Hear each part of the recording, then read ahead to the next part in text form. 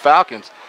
It's a line drive kick. Cox is going to sail over his head, land at the 1, bounce into the end zone and out of the end zone. So this game's going to start off with a touchback. Dunbar will have it at their own 25. Yeah, I forgot how much energy there was at the start of the game. You know, I'm sitting here looking around at the Quarterback Club broadcast. This is a production here. I mean, I'm looking at the way Parker has this. I remember writing stats, you know, trying to keep up. And, of course, you helped us with that. And then Parker's like just plugs it all in, and we got it right here. I feel like we're on ESPN. These fancy computers nowadays, they'll do anything. Right?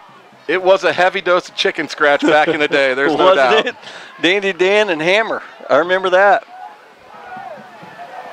Of course, I think, Bruce, we were talking about this is the 9th year of the Quarterback Club broadcast? Yeah, it started in, I guess, 2008, 2007, 2008. Dunbar opens up. Cox in the shotgun position. Design quarterback keep, hit 3 yards behind the line of scrimmage by a number of Falcons. What a great way to get this ball game started. Yeah, great pressure on defensive line.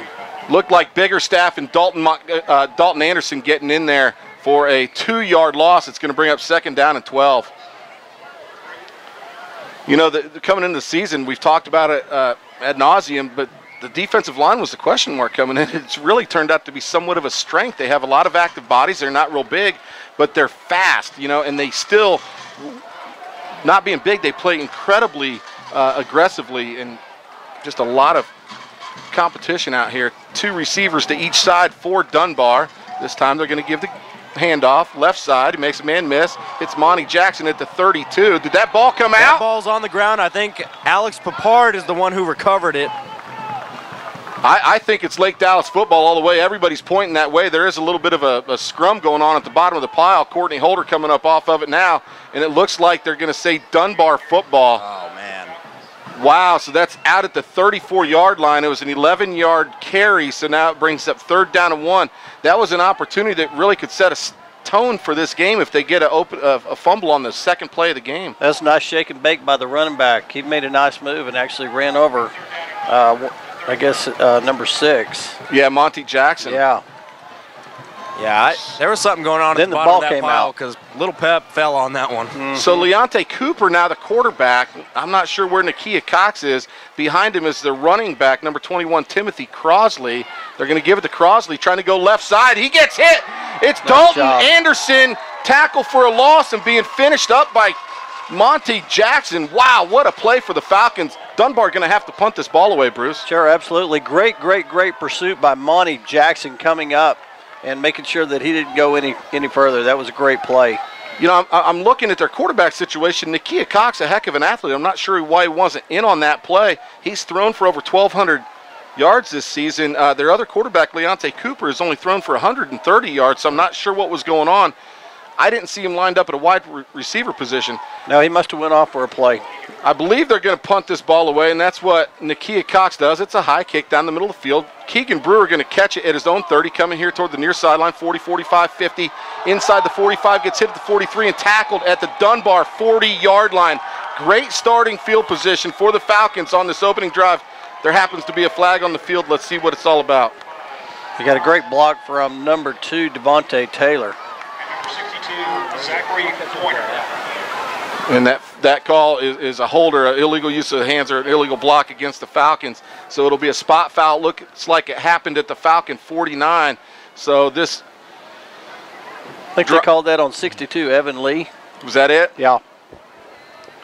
It's like he got a hold. You mentioned the defense earlier. I was actually thinking the first game I came out to watch play Wakeland, that was my first thought.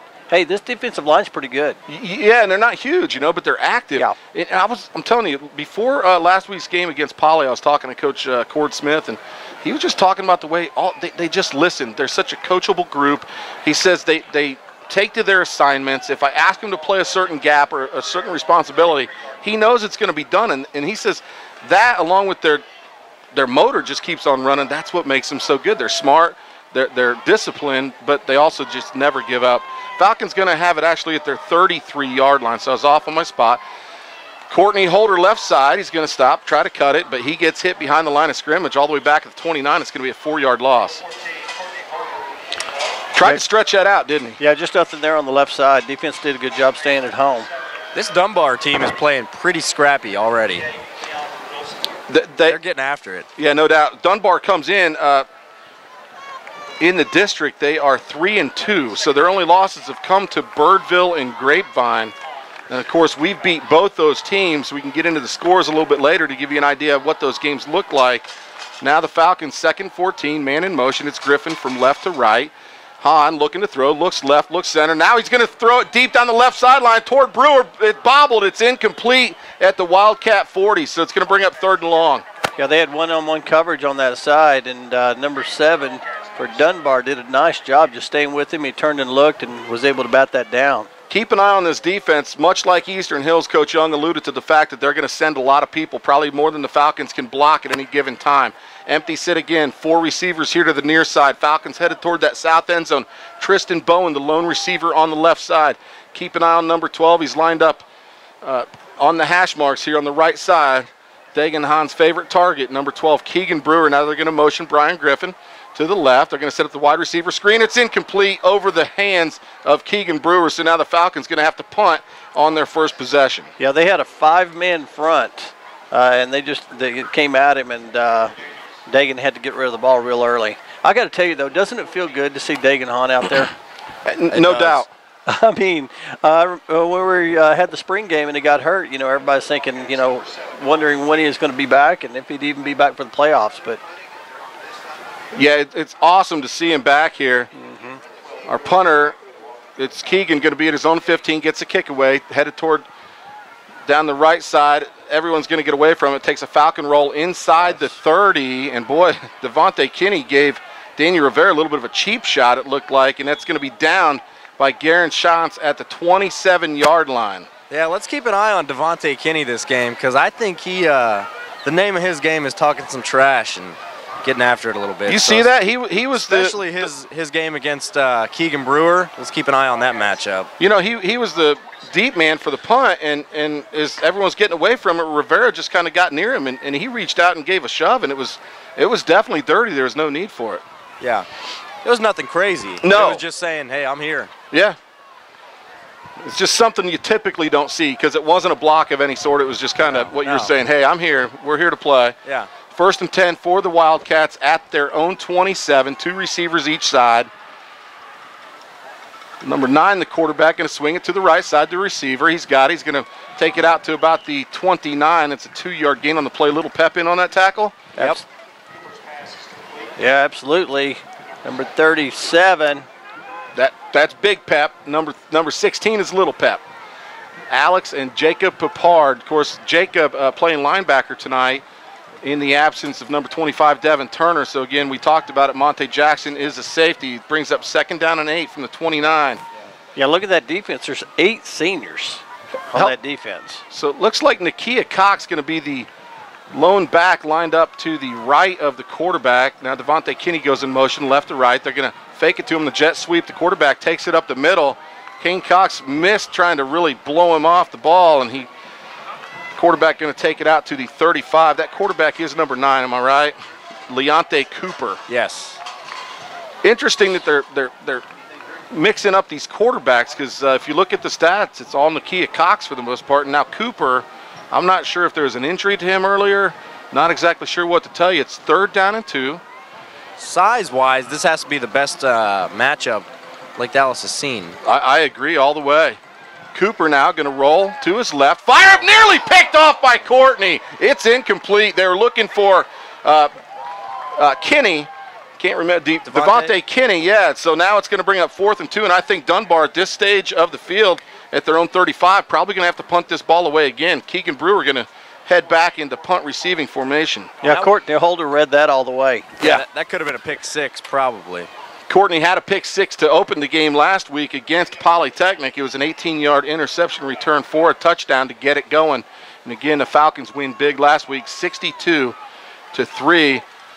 Nakia Cox going to kick this ball from his own 30, angling it toward the right side. It lands at 25, takes a wildcat bounce all the way inside the 20, going to roll out of bounds at the Falcon 13-yard line. So they certainly flipped the field right there, Bruce. Unbelievable punt. I mean, he angled it to where he wasn't going to be able to return it and got the bounce he needed all the way out to the 13-yard line. Wow. This game is moving really fast. It seems like things are happening. We haven't been able to break away for a commercial, but let's make sure we do that at the next stoppage if we can. 5 minutes gone by. We have 7:01 left to go here in the first quarter of a scoreless game here. It's senior night at Falcon Field. Falcons again looking to go undefeated in district play, looking for that perfect 6-0 ledger. They're 7-2 overall. They went 2-2 non-district, and it basically rolled through district. They did have a couple competitive games with Grapevine and Birdville, but came out on the winning end. Get a picture over here. Dagan Hahn looking to throw. He's in the pocket. Under pressure, steps up. He's going to run it left. He's 15, 20, 25, cuts back to the center of the field. He's got a lot of room. Across the 40, cuts to the center, across midfield, now back to the left, up the center. 40, and finally tackled at the 35-yard line. What a run for Dagan Hahn. I got it as 52 yards, and that was exciting. A lot of cuts. 52 yards, and you can add another 20 yards on top of that because he ran all the way to the sideline and was coming in the middle, just juking back and forth. Nice run by the senior. His vision is just great, and he's got enough speed and athleticism to avoid those tackles. Griffin motions out of the backfield to the wide left receiver position. Now an empty set. Dagan again under pressure, rolling right, fighting off defenders. He lobs it up toward Daniel Rivera, comes back and catches it at the 18-yard line. Smitty, how close was he to stepping out on that play? Inches. It was very close. I'll tell you what, that's trust right there. You're right about that, because that's a scary pass, isn't it? Yes. What were you thinking when you saw it go, Smitty? Hoping it would get out of bounds. Another first down for the Falcons. Now it's 2 on consecutive plays. Fake to give to Griffin. Now they hit Keegan Brewer left side. He's dancing to make people miss inside the 10. Going to be hit at the 9 and tackled at the 7. So that's another 11 yards and another Falcon first down on 3 consecutive plays. Now on that 52-yard run by Dagan, a key block was thrown by Daniel Rivera. He laid someone out on that play. You know, you start getting the cutbacks, and it certainly opens things up for that blind side, that crackback. Ryan, go ahead. First and goal at the 7. Contreras goes in motion. They fake it to him. Hahn going to keep it himself and take it to the 5-yard line. I was going to say that last play was an outstanding play by Keegan Brewer. Yeah. Catching that on the run, that was outstanding. That was perfect timing for that play. Well, they also missed a tackle at or around the line of scrimmage, and Keegan, like he always does, he makes people miss. So, you know, get it in his hands and anything can happen. There's a reason he scored 15 touchdowns this year, Bruce. It looks like they brought in a bit of a red zone unit, some height in there. They brought in a Jacob Schuster to lead block for Courtney Holder. Give off the left side. Courtney's going to take it down to the 1-yard line, setting up 3rd and goal. Yeah, Courtney just got behind, Seguin Ajera? Shagun Ajera. Seguin Ajera. And Cody Pierce. Oh, my and gosh. Chase Stanley on that left side. Moving them. There's some beef in there. Looks like the sophomore Muchaka lined up at the Machuca at the left tight end. Courtney Holder up the middle. He had to get there. I'm waiting for the signal. He's in. Touchdown Falcons. What's the delay? I saw it from here, Bruce. That was Courtney, man, just being strong. He got enough blocks, and he was able to take it across for the first score of the game. Falcons up 6-0 with 5:05 left to go here in the first quarter. Outstanding job by that senior heavy offensive line. Of course, that's Bowen, Rivera, Ajera, Pierce, and Stanley, and Puckett. Wow. Apayez on for the extra point. Try holding is Chris Slater. That kick is up and directly through those uprights. Falcons leading this one early. It's 7-0. You're listening to the Lake Dallas Quarterback Club broadcast. Southern Comfort Mechanical, your hometown heating and air conditioning company. We specialize in air conditioning repair, AC preventative maintenance, furnace and heater repair. Locally owned family business operated by Lori Frazier, a former Falcon. Call today, 972-420-1700 to get the Falcon family discount. Southern Comfort Mechanical, where comfort is our middle name. Take your old Model T up to Geico Insurance, the big yellow house off I-35 and Corinth Parkway. Find out what all the hoo-bally and the ballyhoo's about when you call Cheryl McDonald at 940-321-3990, and you find out how you could save 15% in 15 minutes. All righty, Falcon fans, we're back. Bruce, man, that was a nice way to cap off that long drive. It was an 87-yard drive by the Falcons. Yeah, of course, the big play, Dagan Honren, that 52-yard run. That was a nice job by the senior quarterback. And of course, that was Courtney Holder's 9th touchdown on the season, 8th on the ground. He's got 1 reception on the year, good for 12 yards and a touchdown. Who's kicking this one off? Apeyez, the kicker. Nice. They make fun of me because I can't really pronounce the names very well, Bruce. He shows no fear. No, I'm good. There's a pooch kick, left side. It's going to be handled at the 20-yard line. Don't have a number. He's out across 25. Got a little running room, bringing it here to the near side, out across the 40, being chased down by Courtney, and going to be hit by Apeyez at the Falcon 47 and driven out of bounds. That is what's showing no fear right there. Kicker? Yes, that was a heck of a tackle by Apeyez. You know, he's just a sophomore, and I'm sure he doesn't go through tackling drills, but he did a heck of a job. That was line of defense. That was a nice hit by Apeyez. Squared him up.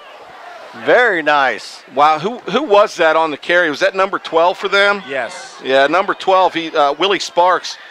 He's a senior, 5'9", 160. Didn't he play for the Pirates in the 70s? Willie Sparks. That was Willie Stargell. That's right. That's right. Pops. You remember that, don't you, I remember Bruce? old Stargell. I think I had that puzzle I put together of Willie Stargell. Out of the Donruss baseball cards? Yeah, exactly. Cooper in at the quarterback. We have flags. I believe we're going to get some sort of false start here before that play got going. Now, is Cooper the regular quarterback? I thought it was. No, it's is it Nakia Cox? I guess they're just changing back and forth, huh? Yeah, they are. And like I said earlier, you know, Nakia Cox has the, from a statistical standpoint, obviously the most snaps at quarterback. He's thrown for over 1,200 yards. Cooper's only thrown for 134 this year. So I'm not exactly sure what's going on. We do have a penalty. The penalty was delay a game called against the Dunbar Wildcats, and now it looks like they're going to take their first time out of the first half with 4:51 left to go in the first. This is the Lake Dallas Quarterback Club broadcast.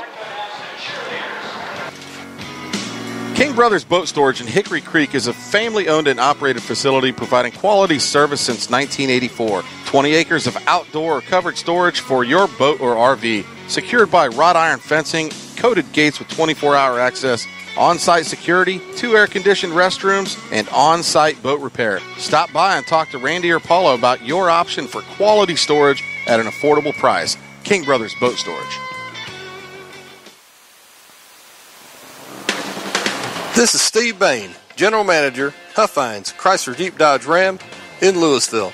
Come see us as we celebrate 90 years of treating Texans right with Texas values. Whether you're in the market for that new Jeep Wrangler, Ram half-ton Lone Star, or maybe a Dodge Challenger, Huffines has it. Come see me and ask for the Falcon family discount. Bruce, I've bought my last 2 cars from Steve Bain at Huffines. How many have you purchased from them over the years? Oh, my goodness, I've purchased a lot, but there's a reason for that. Uh-huh. They do a great job over there. No doubt. 1st and 15. Cooper looking to throw. He's going to be flushed out of the pocket. Now he's going to run it. Center of the field, being chased.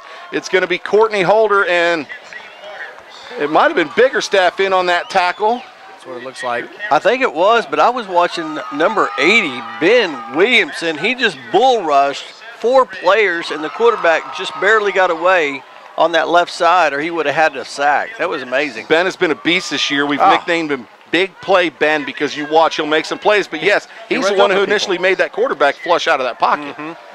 4-man front for the Falcons. It's 2nd down and 11 at the Falcon 48-yard line. Falcons leading this one 7-0. It was a 1-yard touchdown run by Courtney Holder. They give it to the man in motion, number 4 in the jet sweep. He tries to cut it up at the number. He's going to be tackled by Kane Cox over on the far sideline. And Little Pep, it's a short gain of 2. It's going to bring up 3rd down and 9. Yeah, Kane Cox, he just grabbed him, just tried to bring him down. I was trying to think of what Tracy K would have said. Put a quarter in him and you'll go for a ride on a donkey or something like that. But no, it's a nice job by Kane Cox. That number 4, the ball carrier, is Brian Wilson, not of the Beach Boys. No. 3rd down and 9 here for the Wildcats. They have it at the Falcon 46-yard line. That's nice. Cooper still in at quarterback. Nakia Cox just off his right shoulder. 3 receivers here on the near sideline. Cooper looking. He throws over the center with Wild. It's incomplete over the head of the everybody, so it's going to bring up 4th and 9. And now it's a situation, are they going to go for it based on field territory? Or are they going to try to kick this one away and pin the Falcons? They're probably going to punt, but I got to tell you, Alex Papard just laid some wood on that receiver coming across. I thought that referee was going to call a flag at the end. That was old Devontae Kinney, the one that's been throwing some shots at our guys. He's okay.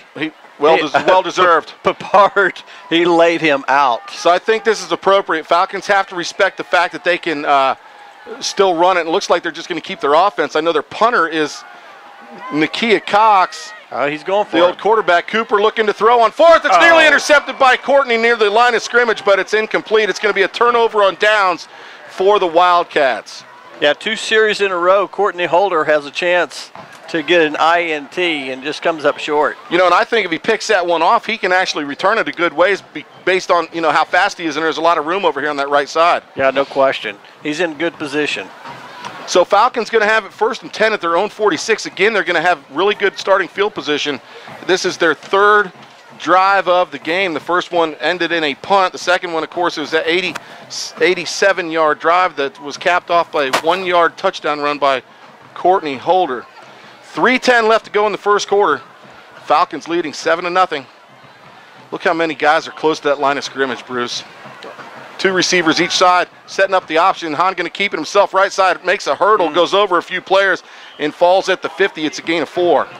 Yeah, they're kind of mixing it up a little bit. They were rushing 3 that time, but they also had linebackers up close. They were up tight, so it almost looked like there were 6 on the line. You know, we have a timeout on the field. It's funny, I see number 71 out there, Chase Stanley, and I remember Jordan Brazell was that number when Logan was playing. Exactly. So he was also the center. 2:56 left to go in the first. You're listening to Lake Dallas Football on the Quarterback Club channel.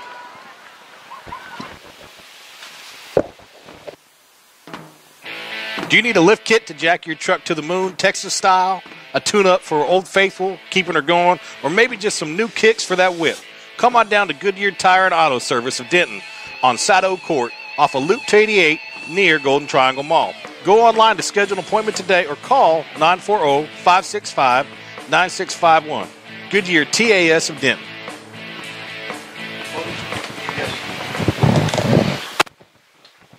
All righty, Falcon fans, we're back following Dunbar's 2nd time out of the half. That only leaves them 1. Falcons, again, leading 7-0. They're going to have it 2nd and 6. You mentioned Jordan Brazell, the former Falcon center. He was a 2-year starter for the Falcons and graduated with your son, Logan, in 2011. Those were some good football years, some very good games. We might even revisit one of your calls, Bruce. Oh, boy. Uh-oh. Is it the world-famous one? Uh-huh. Hahn rolling left, going to throw across his body, deep left. Tristan Bowen, it's incomplete at the 20. Boy, did that defender just barely get his hand in there, or did Bowen drop it? I think at the last second, the defender got his hand in there and knocked it loose. Offensive line did a nice job giving Dagan Hahn time there, but they were bringing the house. And again, keep an eye on that because they are going to send a lot of folks. They're going to make it rough on the quarterback. You know, now what's this called look here at this when you only have formation. 3? This is the old swinging gate. It's more of a lobster formation. They hit Rivera. Right side, he's got room. Nice. Inside the 40, going to be run out of bounds at the Dunbar Wildcat 32-yard line. It's an 18-yard pickup and a Falcon first down. It's the rock lobster formation. Yes. What they're doing, they're keeping Ajera and Pierce and Stanley in their normal positions, but they're bringing the right guard and right tackle out into wide receiver formation. They're going to do it again. They hit Rivera. This time he doesn't get the blocks. Caden had missed one, and now he's going to be dropped at the 33-yard line for a 1-yard loss. By the quarterback, Nakia Cox. He's out there. He just somehow, some way was able to fight off his blocker and make that tackle. Wow. And it wasn't necessarily he missed the block. Rivera just kind of spun right into the defender. Right. Well, I think they were obviously ready for that play the second time around. Hahn looking to throw. He's throwing deep toward the end zone, intended for Brewer. He's going to catch it at the 1 and fall into the end zone. Touchdown, Lake Dallas. Brewer's 16th score of the year. Wow, what a throw, what a catch. That's what makes that guy so good. His throws are just on the money. And, of course, him and Keegan have been playing together for 12 years. They are in tune with one another. Very nice throw and catch, and I'll tell you that, he made that look easy. Yes. But that was a tough over-the-shoulder catch by Keegan Brewer. Apeyas on for this point after touchdown try. It's a good snap, good hold by Slater, and that kick is up. And again, directly through those uprights, Lake Dallas extends their lead. It's 14-0 with 2:08 left to go in the first. This is the Lake Dallas Quarterback Club broadcast. Me llamo Hermano Van y yo soy estúpido y loco. I don't know what I just said, but thanks to El Chico in Flower Mound, located at 407 and Morris Road, for being a Lake Dallas Falcons sponsor. El Chico, a true Mexican food tradition since 1940. Más enchiladas, por favor, señorito.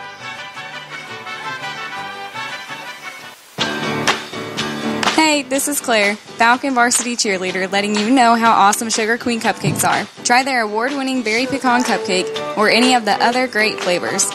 Go Falcons! Well, Bruce, it's senior night, and the senior triplets for Lake Dallas. When you talk about triplets, you think of the Cowboys, Michael Irvin, Emmett Smith, Troy Aikman. Well, the Falcons have Courtney Holder, Dagan Hahn, and Keegan Brewer, and they're putting it all together. I saw you looking at some stats. You want to deliver any information? Yeah, absolutely. I mean, we're looking at Dagan Hahn. He's got 3 rushes for 58 yards. Courtney Holder, he's got 3 rushes. It looks like 4 yards. And, of course, receiving, Keegan Brewer's got 44 yards and a touchdown. Wow, Apeyas kicks that ball about 23 yards into a little soft spot. Their up back had to their man on the yeah, exactly. It was an intentional kick. The Falcons trying to catch him sleeping. Right. One of their guys on the front line had to come all the way back and cover it, but I like that. You know, they're going to start at the 36-yard line, but it eliminates the big play.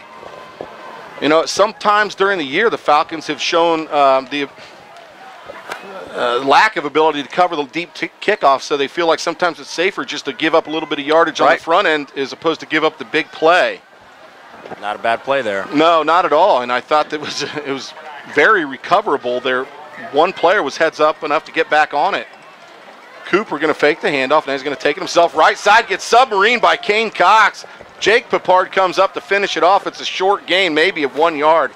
Yeah, you talk about those kicks. I was actually watching a 30-for-30 series, and they had that John Tyler and Plano East game, and how they got 3 onside kicks in a row, and then the last kick of the game, they kicked it deep, and of course he ran it back, and they made history on that play. Which 30-for-30 is that? It just came out. It's the one called Good Gosh Almighty. Nice. I'm going to look it up. Yes, sir. Courtney showing blitz off that right side. The back picks him up. Nice. They try to swing pass. It's caught. He's going to be tackled for a 5-yard loss on the right side. Kane Cox, Devontae Trailer in on that stop for the Falcons. Nice play on that swing pass, and Trailer was right there waiting. Did you see what Courtney did, though, how fast he made that quarterback get rid of that football? Their back actually did a good job of picking Courtney up, but nonetheless, there was a lot of pressure. Falcons are rushing 4. So it's going to be 3rd down and 9. I had my yardages off. It wasn't a 5-yard loss. It's back to the line of scrimmage. Quarterback going to keep himself. He's going to have first down yardage out across midfield. He's being chased by Holder. Tries to strip it at 35. Courtney going to push him out of bounds at the 27-yard line. And yes, Leonte Cooper has some wheels. You better contain that guy. That was a 37-yard run. He is quick. This is one of those games where, I mean, if Dunbar plays to their full ability the whole time, they can hang in here. This is a game where Lake Dallas is more trying to break their spirits early and just keep the foot on the throttle, I think. I think that's a very good analysis, Smitty, because, yes, they can play and they can make big plays. Cooper now looking to throw the right side. He hits Devontae Cooper at the 32. Cooper lowers his shoulder at 30. Now he's down to the 25 and going to be tackled by a host of Falcons at the 24-yard line. It looks like a gain of about 4. You know, at first I thought that might be a double pass. I thought so too. Right? Because the receiver was wide open in the, about the 5-yard line. I was like, oh man, he's wide open. Then he runs it. We're like, oh, good. Yep, good eyes. They're going to go 2 receivers each side. Nakia Cox going to be the lone running back next to Cooper. Into play, left outside linebackers, number 15 is junior Zach Russell. Cooper rolls left, throws across his body, hits his receiver at the 25. It's Devontae Cooper, and he's going to be tackled at the 22-yard line. Bigger Staff and Holder in on the play. Picks up a couple. It's going to bring up 3rd and 5. Flag on the play. Did that flag come in late, Smitty? That was a late flag. flag. That was definitely after any kind of play was going on, so we'll see what happens. Nice job also by Kane Cox in on the play. Yeah, he's the one that made the tackle. Kane, of course, Falcon middle linebacker, one of the team's leading tacklers. He and Devin Turner, and of course Devin Turner in street clothes tonight has a knee injury. Looks like it's going to be on the Falcons. What are they calling? Well, that was a dead ball foul. I'm guessing some kind of unsportsmanlike, but Yeah, it's funny because that referee isn't giving me very clear signals. Was that a weird, odd-looking signal? He didn't signal Smitty, anything. Can you go talk to him, Smitty? Yeah, I'll say, get out look, there. we need clear signals for Dandy Dan. I don't know. I was watching. It almost looked like he put his hands up in a holding type of call. I'm not exactly sure what it was, but unless I just can't see, which that's possible. Very possible. Very. Penalty's going to be very. an automatic first down. Take the ball down to the 11. You guys don't have to agree with me so much, Cataracts are okay? kicking in. What? Cooper going to give it to Cox up the middle. He's going to take it inside the 10 and be tackled at the 9-yard line. Getting up off the bottom of that stack. Looks like big play Ben. Also Jacob Biggerstaff making the stop for the Falcons. Yeah, he's not going to get through Biggerstaff and Williamson. Of course, Garen Hunt.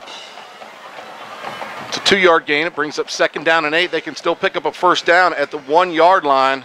And that is going to be the end of the first quarter wow, that here. was quick. Yeah, it was. Falcons with a big 14-point lead. The Wildcats are knocking. You're listening to the Lake Dallas Falcon Quarterback Club Network. Chick-fil-A, stop in and get your game day morning started with chicken minis or get you a bacon, egg, and cheese biscuit to get your day started right. Come on into your local Chick-fil-A and try our sweet tea, save the cows, and eat more chicken. Chick-fil-A. You know well, I'm a chicken fry. When the moon hits your eye like a big pizza pie, that's amore. Hey, Smitty, I have a hot date this weekend. Do you have any recommendations for how to make the best impressions for dinner? Well, I can tell you one thing. When it comes to impressing that special lady, you always take her to Genty's. Oh, is that the new building off of Swisher Road? Sure is. New look, new location, but that same great food. Have her try the lasagna or the spicy meatball. She's gonna love it. That sounds good. Winner, winner, chicken parmesan dinner.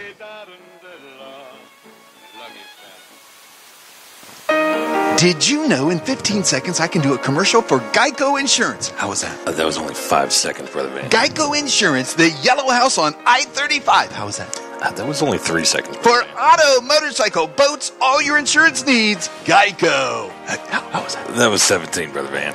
Take 2. All righty, guys. Start the second quarter play.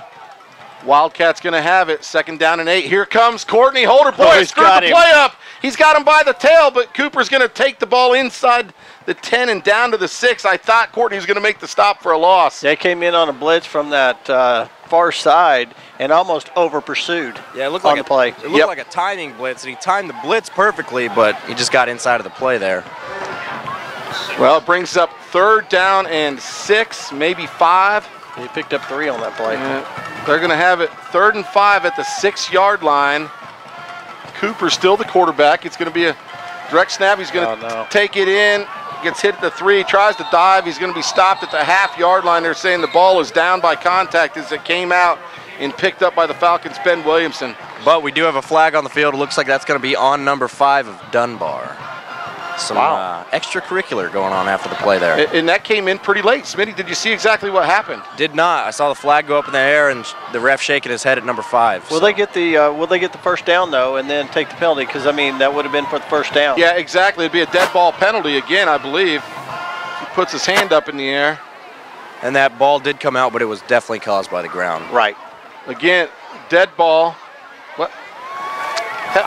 I'm not sure if this guy's on the same page as everyone else playing football. I don't know what that call is. Was that a bird? He kind of flapped his Do you know? wings. Have you ever seen that? That was I've never seen that.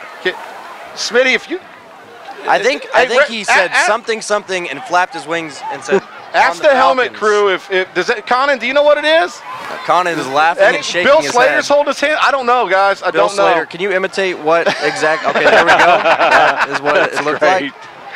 Exactly. Wow. So, okay, my guess is yes, it should be first down. The ball's going to be spotted at the 16, so this is a huge break for the Falcons as Nakia Cox loses his mind and costs his team 15 yards.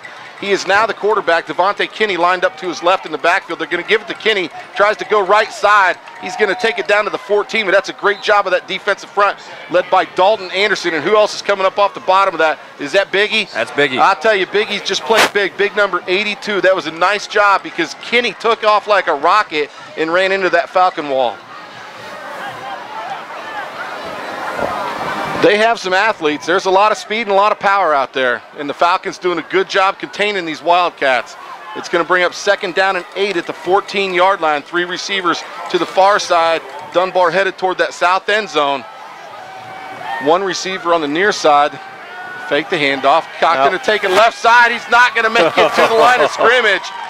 Wow, good job by Courtney Holder coming up to make the play for the Falcons. Also, Kane Cox there for the stop. It's a loss of 2. Yeah, Holder and Cox were just waiting on him. There was no faking them out on that play. I was impressed that he just tried to lower his head and get what he could, though. You know, he didn't try to dance too much. And they're not opening up any holes on these off-tackle plays. That's for sure. No. Definitely not. Takes it back to the 16-yard line where it brings up 3rd down and 10, and this could be a huge defensive stand for the Falcons. They just had it at the Falcons 6, and it was down to the 1. Cox going to throw to the end zone. It's incomplete over the head of the intended receiver, number 12, Willie Sparks. Who is that, Big Pep or Little Pep defending on the play? It looked like both of them were in the area, but no one was really defending on the play as the pass was about 10 yards overthrown. Great job by the defense. This is a fun defense to watch. They just continue to make plays. I was surprised that going back to that carry by Kinney, I thought he was going to score easily off that right side when he took it down to the 1. Did you have the same feeling, Bruce? I thought he would score, absolutely. But the Falcons closed quickly and were able to stop him at the half-yard line. They're going to go for it here. Nakia Cox. They have deceptive speed. Timothy Crosley, the running back, lined up right behind Cox. Again, 3 bunch receivers to the left. Cox going to drop back left, fire across the middle. It's incomplete, in and out of the hands of his receiver at the 8-yard line. And again, Little Pep laying the wood. Dunbar going to turn this one over on downs. Yeah, the receiver felt Papard coming up, and he had his eye on our defense and not on the ball. So nice job by the Falcons. I mean, they were at the 1-yard line. Yeah. Hey, let's look back at that particular series. That is a huge point in this game. Falcons up 14-0. Smitty was talking about it earlier. We're trying to break their will, and that certainly was a few more bricks on top of that pile. Wouldn't you say, Smitty? Definitely was. Yeah. For them to come up with that 15 unsportsmanlike, it was like a... I mean, that just goes to show you how big of a deal that really is to keep your head in the game. Discipline. Hey, we watch the Browns every week. You talk about discipline and lack thereof. We get to see it. They faked the Griffin. Hahn up the middle. Big hole out to the 30-yard line. It's 14 yards and another Falcon 1st down. Nice quarterback read, Dagan Hahn, taking it up the middle because they had 3 guys on the running back that time. Falcons really hurrying it up. 2 receivers each side. Griffin in the backfield with Hahn. Hahn going to fire quickly to the left side. It's incomplete, intended for Travis Guevara at the 35-yard line. I think Devontae Kinney got his hand on that one, knocked it away. Would you say the same, Smits? Yeah, there's no doubt. Okay. Yeah, that looked close, didn't it? He hit him right as the ball came. Travis, a big receiver, if he can just kind of box him out, you know, but Kinney's certainly a good athlete in his own right. Again, 2 receivers to each side. Looks like Brewer lined up at that wing on the right. Hahn looking to throw. He's going deep. He's trying to hit Brewer down the middle. Brewer waits on it, catches it at the 30. He's going to be tackled at the 23-yard line. He just threw it up there, and Brewer ran right underneath it. Tell you what, he was calm, he was cool, and he was collected because he had 7 guys coming at him off the line. 3 defensive linemen and 4 linebackers all came at him, and that was good for a big pickup. Now the Falcons go to the empty set. They have a tight end. Left side again, going deep down the middle, 10 for Slater, and it's overthrown at the goal line. Dagan wants that one back. Holy cow, nobody was around Chris Slater. Yeah, he wants that one back for sure. He was wide open, and he just missed him on that play. That last pass he threw was good for 45 yards. Why is it sometimes that the easiest passes are the hardest passes? You see it happen an awful lot. Yeah, Slater was waiting on it. He said, hey, just throw it near me. I'm going to score. Bill Slater, look up here. Give me a thumbs up. Number 40's name is Machuca. All right, thank you very much. We were working on that last week. Devontae Trailer, Courtney Holder lined up in the backfield each side of Dagan. Give to Courtney, left side. He's going to cut it at the 25 and down to the 21-yard line. It's a gain of 4. It's going to bring up 3rd down and 6. You know, a lot of diversity in this Falcon offense. You know, you see defensive end Devontae Traylor now as a running back. Chaka now going to line up at that right tight end position. Again, 3rd and 6 at the 21. Traylor to Hahn's left. And now the Falcons going to call timeout. That's their first one of the half. They lead this one 14-0, and they're trying to put some more points on the board. You're listening to Lake Dallas Football. James Wood Auto Park, a proud Lake Dallas sponsor with locations in Decatur and Denton. Selling new and used vehicles since 1978. Brands that you know and trust. Chevy, GMC, Buick, and Cadillac at prices you can afford. Come on in and see what the revolution is all about and test drive the vehicle of your dreams today.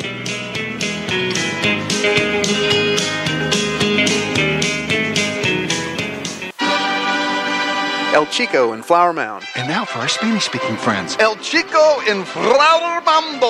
A true Mexican food tradition since 1940. Un verde mercado comida tradicionales since 1940. El Chico, a proud sponsor of Falcon football. El Ditto. All righty, guys. Did Falcons. Smitty cut that commercial? That's Brother Van. Oh, okay. Third, coming out of the timeout. 3rd and 6 for the Falcons at the Dunbar 21-yard line. They're going to give the trailer going right. He gets hammered in the backfield. It's going to be a loss of 4 back to the 25. Ouch. That's going to bring up 4th down and 10. Now, question here, we're going to be looking at a 42-yard field goal if we bring in the unit, or the Falcons may elect to go for it here on 4th and 10. I think 42 might be pushing the range for Apayez.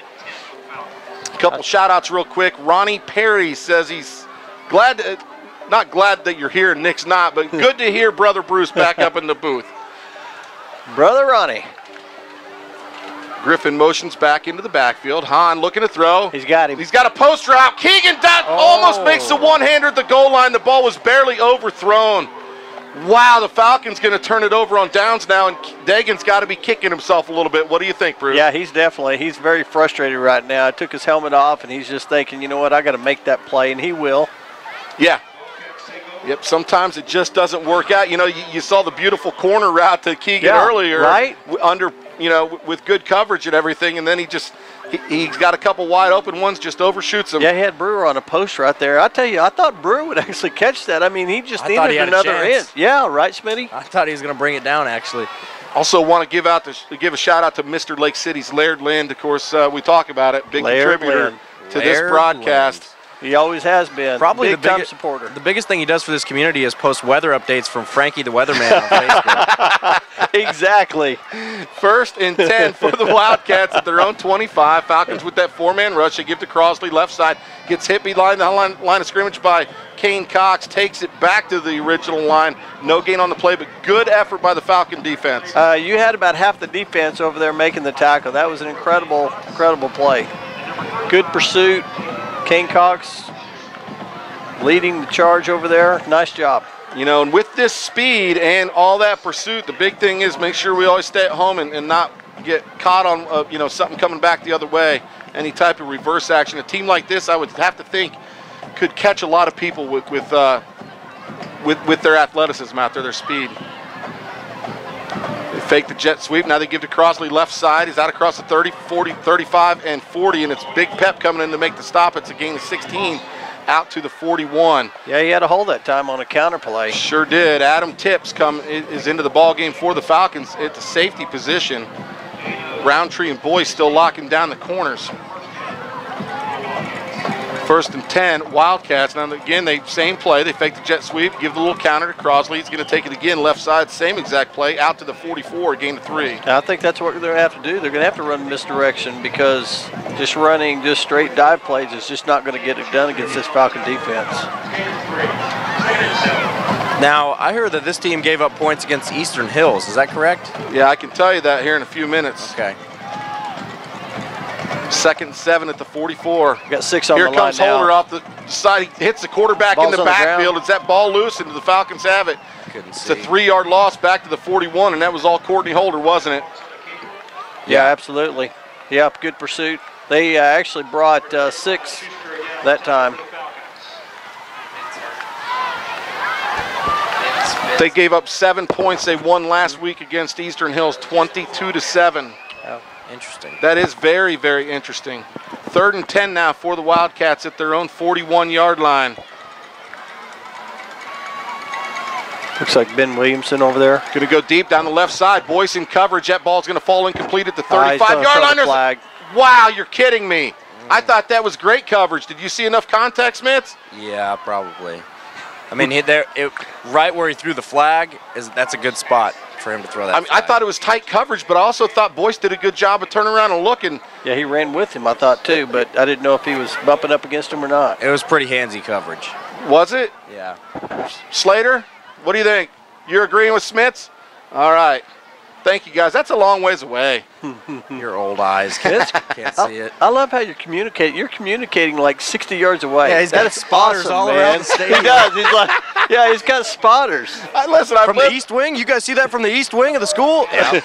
Yep, give me a thumbs up. Great. You know, Smitty's been known not to tell me the truth over the last 20 years, so sometimes I got to get some. Shots have been fired. What?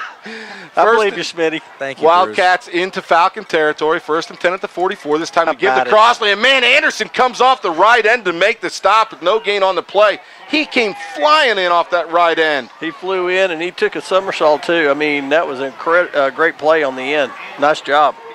Dalton Anderson. And again, that goes back to not the biggest guys in the world on that front line, but man, they're quick, fast, and just play relentlessly. Yeah, Dalton Anderson, 5'11", 205, but boy, he got through there quick. Nice thing is they have a nice rotation of about 7 or 8 kids they can roll in there and keep them all fresh. Now it's 2nd down and 10. Crosley in the backfield with Nakia Cox. 2 receivers here to the near sideline. Again, give to Crosley left side. Holder going to meet him at the line of scrimmage, pick him up and drive it. What a tackle. That's right, pile driver. That was just a great form tackle, wasn't it? It really was. That was a nice job. They had four rushing and came in on the left side, and then, of course, Holder on the right side. There wasn't anywhere to go. Nice job. You know, the thing about Courtney, he can close so quick. His instincts are just impeccable, and he doesn't miss tackles. Yeah, he's having a good game. We're going to call it 3rd and 9 now from the Falcon 43. Cooper in at quarterback. He's looking to throw it. No, that's Cox over the middle. It's in and out of the hands of the receiver at the 32-yard line. If he catches it, it's a 1st down, but fortunately it was barely overthrown. I still think a catchable ball, though. Sure, it was. It definitely was. Yeah, that receiver, Brian Wilson, he's 6'1". Pretty long arms. I thought he might catch that. So again, I think they're going to keep the offense on the field. Cox in at the quarterback position. Remember, he's also the team's punter, so this could go either way. Falcons have to respect this 4th and 9 play as a offensive play and not a punt, and that's exactly what they're going to do. Cox going to roll right, fires again over the middle. This time, Kenny hauls it in at the 26. Little pep in on the play. The way that ball was thrown over the middle, up in the air, I thought it could have been defended, but Kenny comes in and makes a nice play near the ground. Yeah, Kenny, 5'10", 178. He just found a spot open in the zone, and this time he actually caught the ball. Came up with it. I'm not going to lie, I really don't like that Kenny kid. Kenny's scored 8 touchdowns on the year here for the Wildcats and comes in with nearly 600 yards receiving, so certainly knows what to do with it. Now Cox going to take it himself, left side inside the 20, going to be hit at the 16-yard line by Little Pep and Big Pep. Wow. That play very close to another Dunbar 1st down. They're in the red zone. Is that the double Pep? Yep, Big Pep, Little Pep, double Pep. Wow. Double Pep. Not talking pizzas, are we? I'm telling you, he felt that. He felt that on that far side. It's going to be 2nd and 1 for the Wildcats. And again, this is a spot where the Falcon defense can really put a stamp on this game. They've done it once as the Wildcats were in the red zone on their previous possession. Denied by the Falcon defense. Cox going to keep it himself. Left side as 1st down yardage. Gets tripped up by Kane Cox. Falls to the 14-yard line. It is a 1st down for Dunbar. Yeah, nice job. Courtney Holder made him pay for it. Was that Holder? Yeah. Okay. He said, if you're going to come on this left side, you're going to pay. I'll tell you, it reminded me of a tackle by Kane Cox. The way he loves to go down and hit the guys low. Again, Zach Russell going in to spell Jacob apart at the linebacker position. Nakia Cox still the quarterback.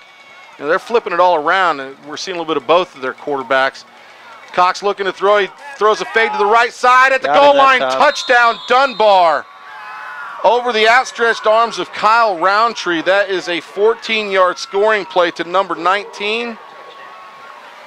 Maurice Johnson, that is their team's third leading receiver. 9 catches coming in on the year. He's a tall kid. How tall is he, Bruce? Maurice, 6'1", 205. He looked taller, didn't he? He looked 6'3", 6'4 from here, but, you know, we're a long ways away. You know how they are in the programs. They had me at like 5'10", 180 in high school. There's somebody moving like crazy on the left side of that line. It looked like it. Their kicker gets this one through the uprights. Was there not a flag on that play? No, I thought there was going to be. So, with 2:44 left to go in the first half of play, it's senior night at Falcon Field. Falcons leading this district matchup by a score of 14-7. This is the Lake Dallas Quarterback Club broadcast. When it comes to heating and air, nobody does it better than Maston Air Conditioning and Heating. Located in Lake Dallas but serving the Metroplex, give them a call at 940-321-5392 to schedule your service call today. After a tough Texas summer, there's no better time than now to schedule your fall system checkup. Maston Air Conditioning and Heating. Nick Fredrickson here for North Star Bank of Texas, your local Lake Dallas friendly bank since 1973. North Star leads the way in community banking in both personal and business banking needs. Whether it's checking or savings, or buying or refinancing a new car or home located conveniently on northbound I-35 in Lake Dallas, come in and visit any member of our team today and come experience what true hometown banking is all about.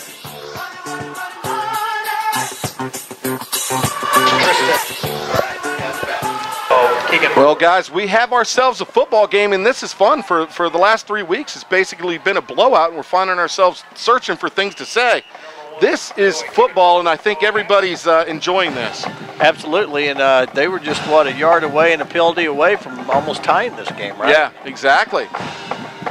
Keegan Brewer, Tristan Bowen standing deep at about their own 5-yard line. This one directed actually toward the right side. Danny Rivera at the 15-yard line, out across the 25. 30, he's got running room, 35, and going to be tackled at the 39-yard line. They're going to give him the 40-yard line. That's a center fielder, right? Yes, it is. He's a center fielder on the baseball team, but look how big he looks in his pads. No kidding. He looks huge. I know. He looks like a tight end. Yes, yes. He certainly fills them out, that's for sure. But nice job. You know, we've watched a lot of baseball over at Lake Dallas. Have you ever seen anybody get a break on a baseball off the crack of the bat like Daniel Rivera? No, outstanding baseball player. He can roam and cover some ground. Falcons now 1st and 10 at their own 40. They're going to give it to Courtney Holder, trying to stretch it out left side. Cuts near the hash mark, going to be bottled up and tackled at the 42, a gain of 2. Yeah, he was just trying to get behind number 75, senior captain Cody Pierce. Talk about somebody fills out a uniform. Cody Pierce, 6'4", 305. He looks huge out there. If you watch him on some plays, he will pancake some dudes. 4 receivers to the far side in an empty set. Now Brian Griffin motions back in the backfield to Dagan Hahn's left. It's 2nd down and 8. Hahn looking to throw. He's got time. He steps up. He fires it deep down the middle, intended for Brewer. Brewer goes up, but it's picked off at the 15-yard line. Wow, there was good coverage, and Dagan just didn't get enough on it to get it over the defender. Yeah, Keegan was running that post route, and this time, number 4, Brian Wilson, 6'1", just hung right there with him and come up with the interception. You know, at a certain point, Brewer was just turned into defender and couldn't quite knock it away.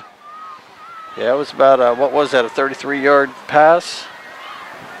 Somewhere around there.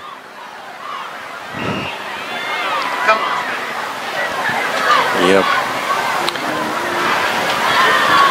It's a somber feeling. He was going for the home run, wasn't he? He was trying to. Mm-hmm. Is Dan eating up there? Is that why he's not talking? Yeah, exactly. He's got a community turkey leg. Gotta love that. Frito pie. Looks like Cox going to fire again over the middle. He's got his receiver, hits him at the 31-yard line. And, boy, they have found a hole in the middle of that Falcon defense. Monte Jackson in on the tackle for the Falcons. Just get behind the linebacker in front of the safety. You got a little zone space right there. That's a 17-yard pickup, I believe. 16 yards out to the 31-yard line.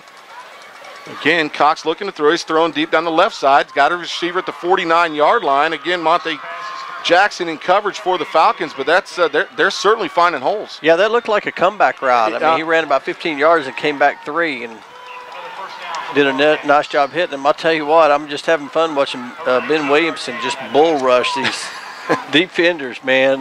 He's going to wear them out. He'll get there, yeah, and it'll be a big play when he does, I guarantee it.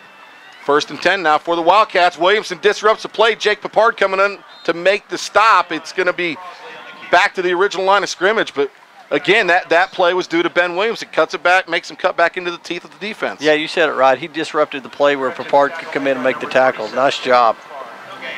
You know, and Ben gets no statistical credit for that, but certainly a major impact on that play. 2nd down and 10. Cox going to again throw her over the middle. It's low. It's incomplete. Intended for number 82. That time it looked like the linebackers kind of dropped back about 3 yards, and it was similar to the plays they had completed before. And they may be trying to tighten that up and make those adjustments that are necessary, and that's what you got to have. Make them beat you deep, right? This is a good Dunbar team. I was actually surprised at one of the games they lost to Grapevine. Grapevine beat them 55-13. Remember that the Grapevine we beat them 17-7. But I was surprised when I looked at that score. Cox going to go back to pass there. He's going to keep it and run, but Courtney Holder is going to chase him down. Oh, that's going to be a flag. Oh, Courtney had him 3 yards out of bounds and chucked him to the ground. And geez, oh, Pete, that was going to bring up 4th and long, and now the Wildcats going to pick up an easy 15 and an automatic first. That was debatable. That was a borderline call right there. Right? Because he was in the tackling motion as they were in bounds and going out of bounds. I think that was the right call. It probably was, but I mean, listen, borderline. I'm talking on the Homer Network, and I'd love to say it's not, but I think that was the right call. The Homer Network. I love it.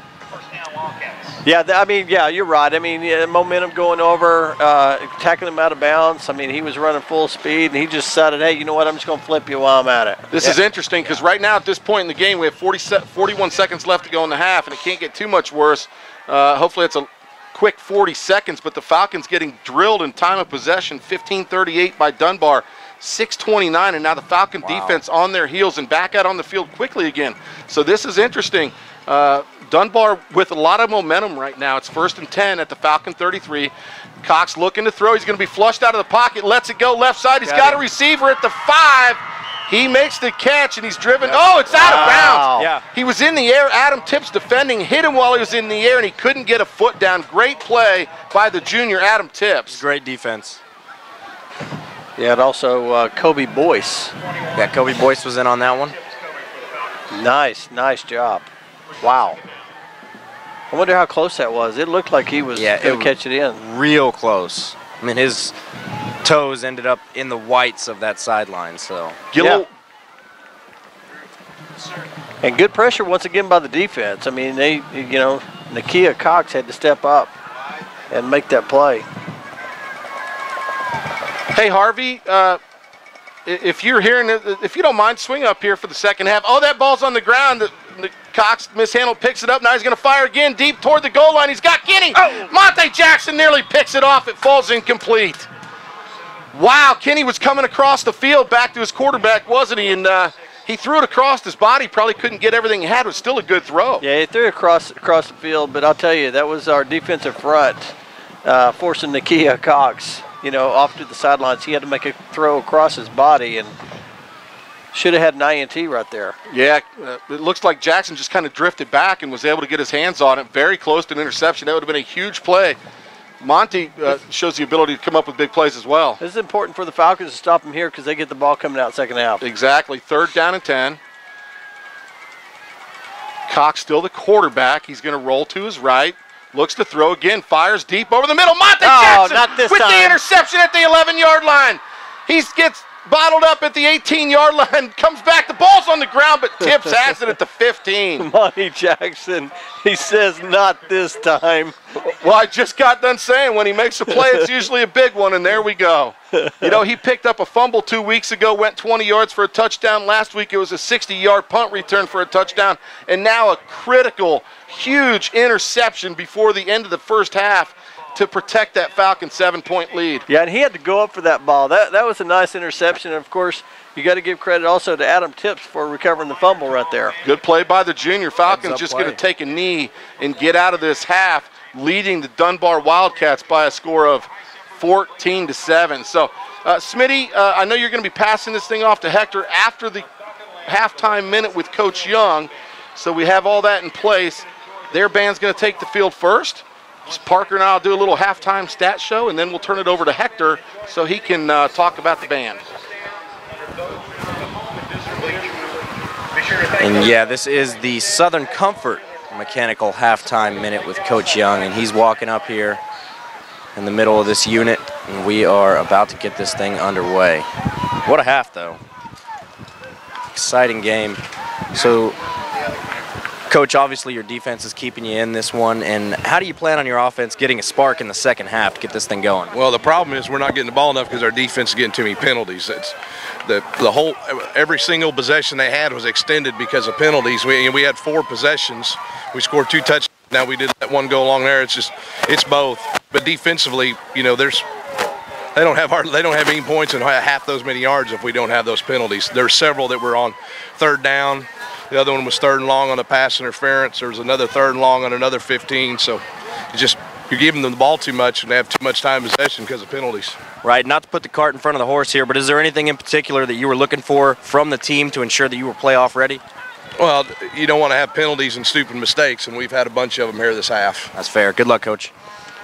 Hey, nice work down there, Smitty. That's a tough one. Certainly a much different interview than the previous 3 weeks when the Falcons are basically blowing teams out at halftime. So you could hear the emotion and intensity in Coach's voice. And trust me, I think those players and those penalties, they're going to hear an earful. Yeah, I wasn't rolling out any Halloween costume questions this week. No, that's for sure. Hey, time and place, right? Right. Very nice. Well, here is Hector with some info on the band. Thank you very much. Appreciate that. All righty, Hector, you want to tease these band fans before you actually get to it here in about 10 minutes? Yeah, talk very quickly about what we have coming up next this Saturday, actually, tomorrow. Lone Star Classic is going to be a percussion competition. It's going to be 2 p.m. at the Marcus High School, and very important for those band fans, it's actually going to be at their indoor arena. So if you're expecting to come out and be out in the weather, you're actually not going to have to deal with that. It's going to be at their indoor arena. Winner, chicken dinner, right? That's right. So. Exactly.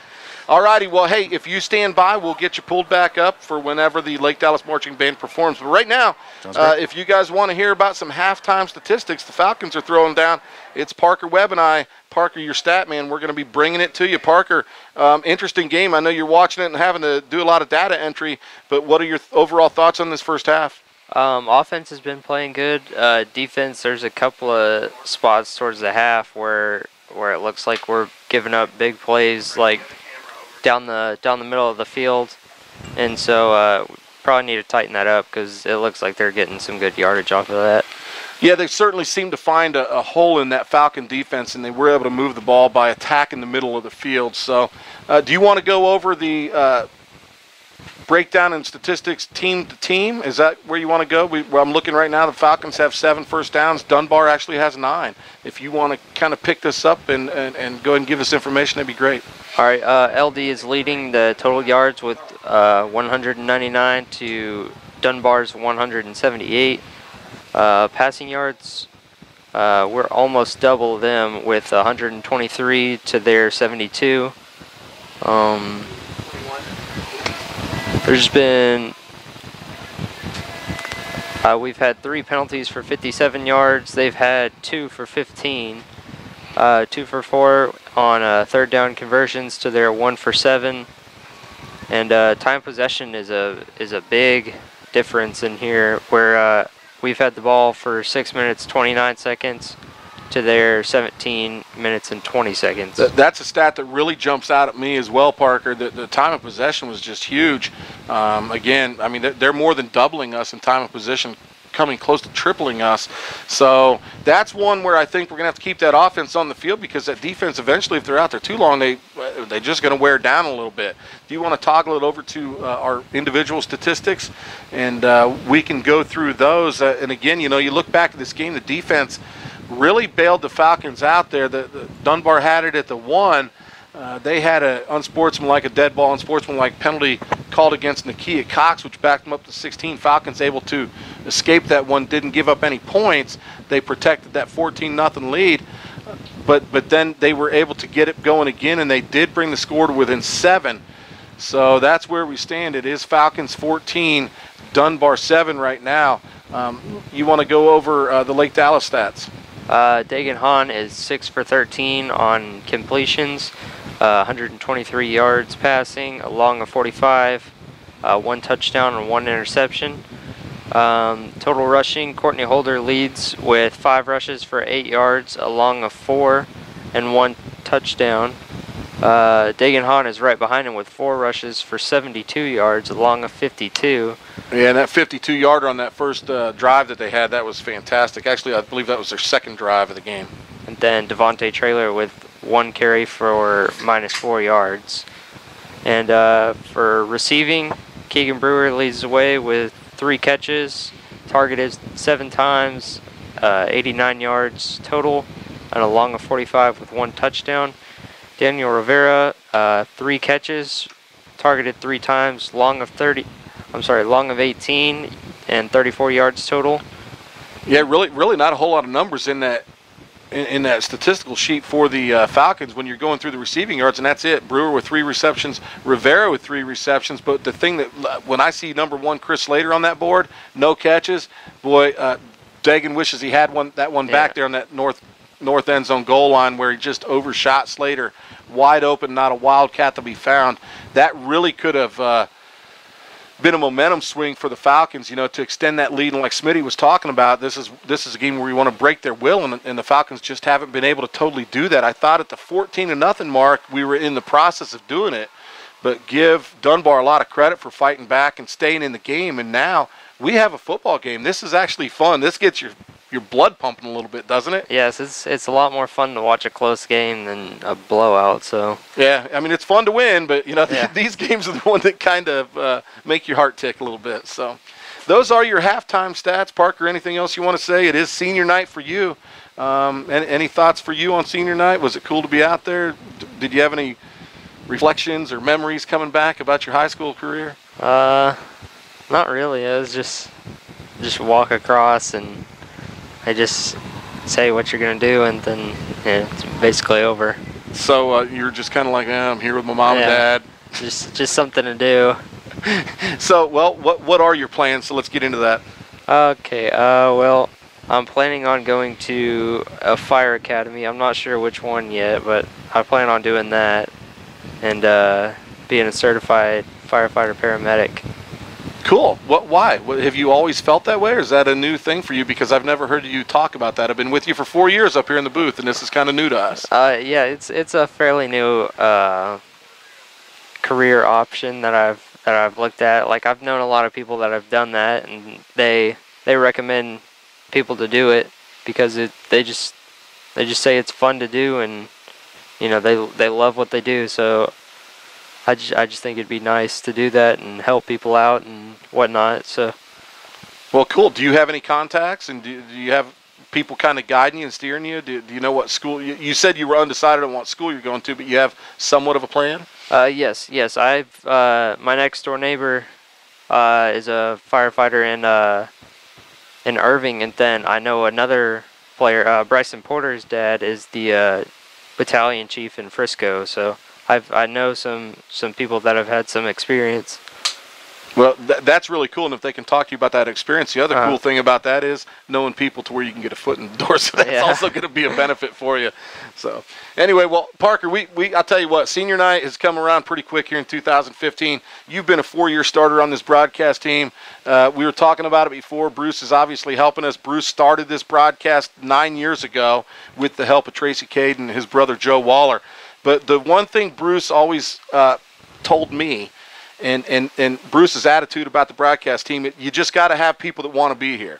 And so from our broadcast team, obviously it's coming from me, but everybody else. We appreciate your willingness to be here every single week. No questions asked. The only time you've missed is if it's a golf tournament, you're out of town. So we can't thank you enough. You've been just an awesome addition to this broadcast team, and just can't thank you enough. So good luck in your future endeavors. We're not done yet because we got more football in the playoffs coming up, but I certainly want to get that out there. So anybody who knows Parker, give him a pat on the back and say, well done, young man. So we appreciate it, Parker. Thank you. Heck.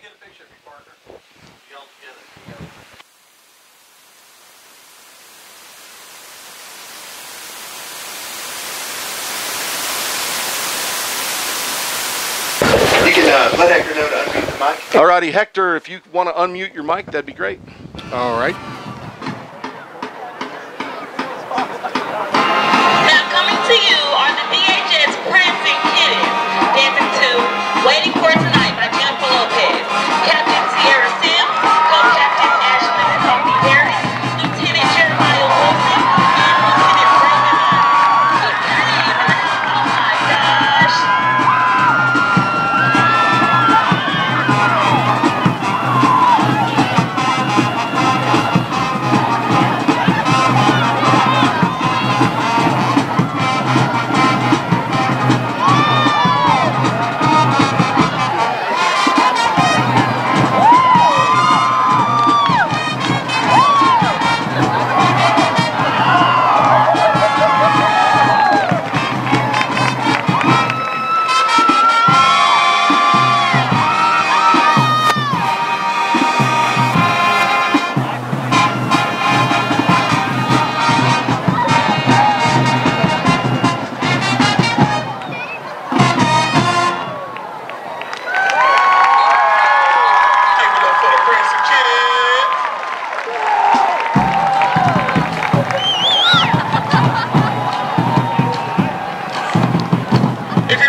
Breakdown, let me hear you say, oh yeah!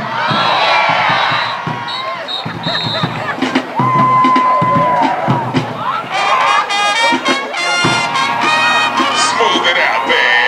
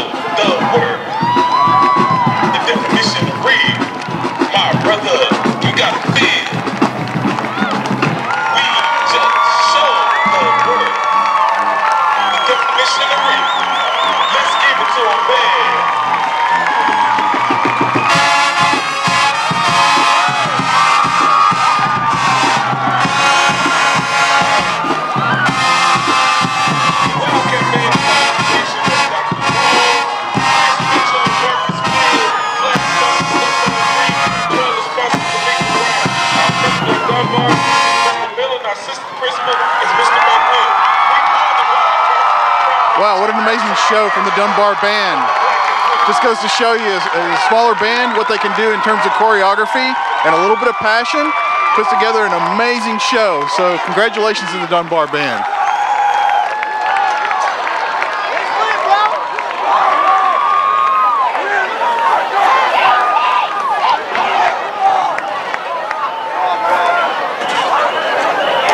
And now, welcome to the field, the pride of Falcon Land, the 2015 edition of the award-winning Lake Dallas Falcon Band.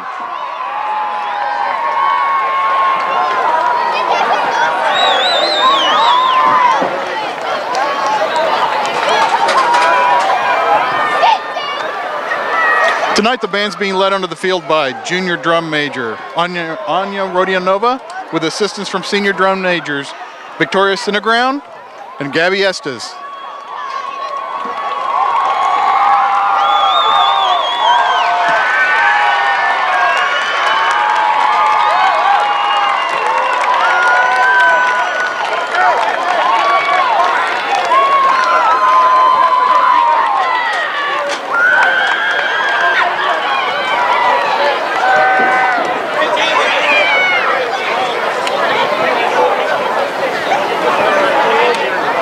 I want to pause just a moment here while the band is getting set up to again give a quick shout out to all the parents, the band boosters, the parents that volunteer to assist with setting up the equipment every Friday and every Saturday for these competitions and for these shows. It's very important work that they do, and we want to make sure that we show our appreciation. Lake Dallas High Steppers are under the direction of Christy DeShazo.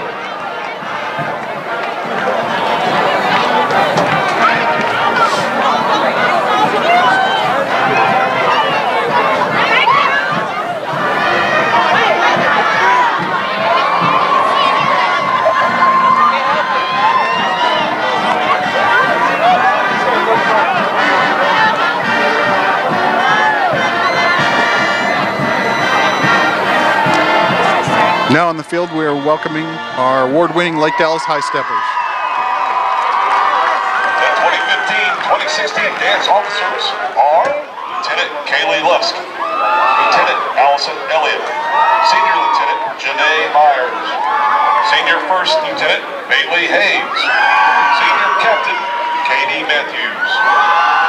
Service officers are President Senior Lexi Rosales, VP Maddie Hubbard, Secretary Lauren Weiser, Public Relations Sierra Pruitt, Senior Kayla Forrest. Congratulations to the Spirit Girl of the Week, Ashley Carlton. High Stepper of the Week is Michaela Glenn.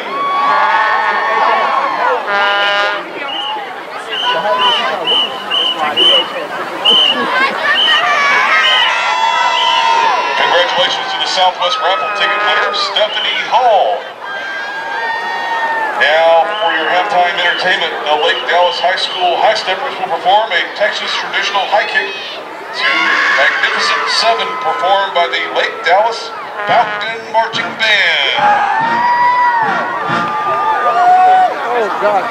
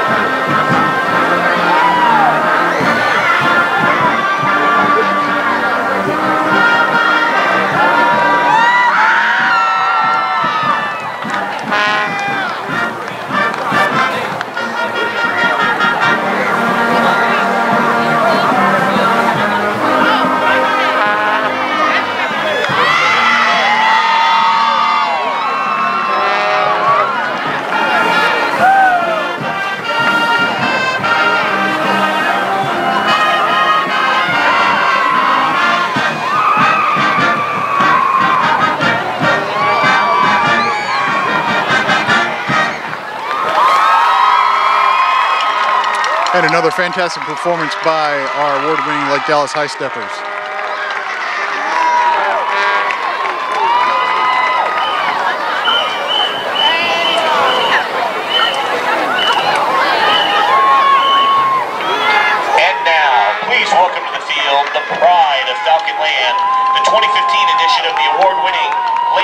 Dallas Falcon Band.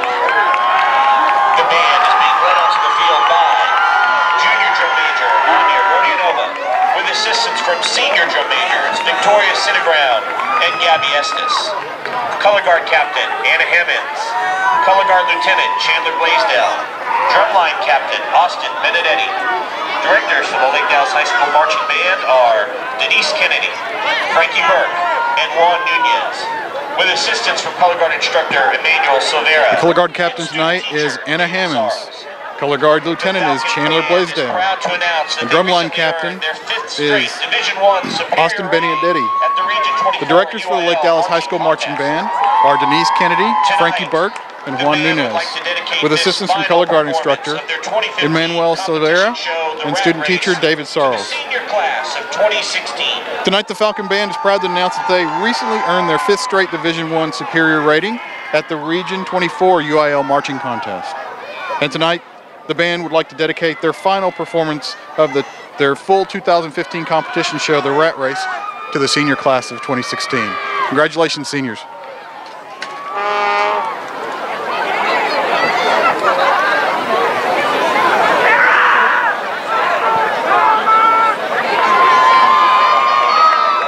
So if this is your first time listening to the halftime show, this competition is actually done in 4 movements. The first one being the morning rush.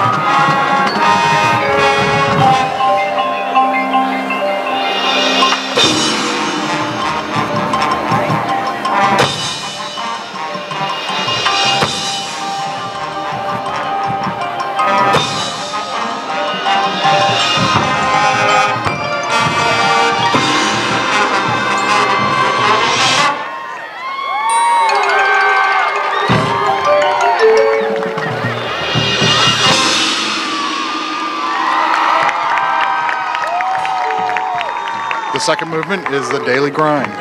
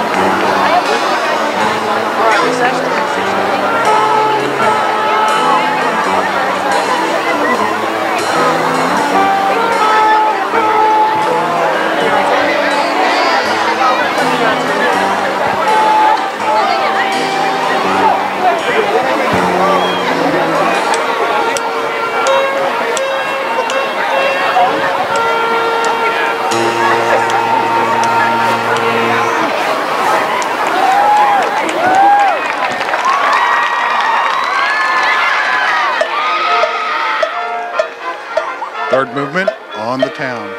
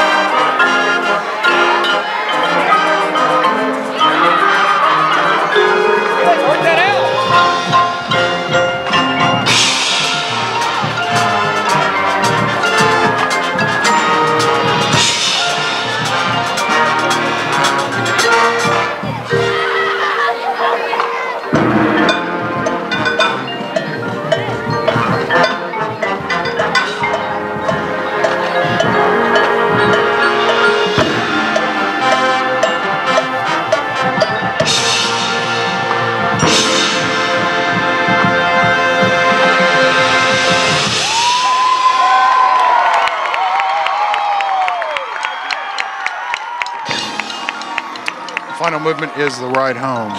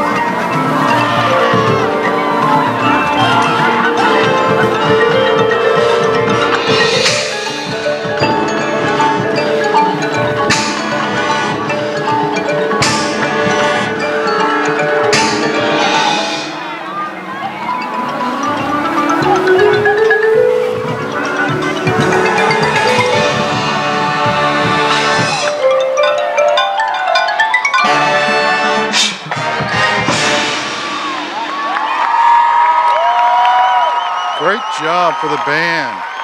Great job. The section of the week is the drum line.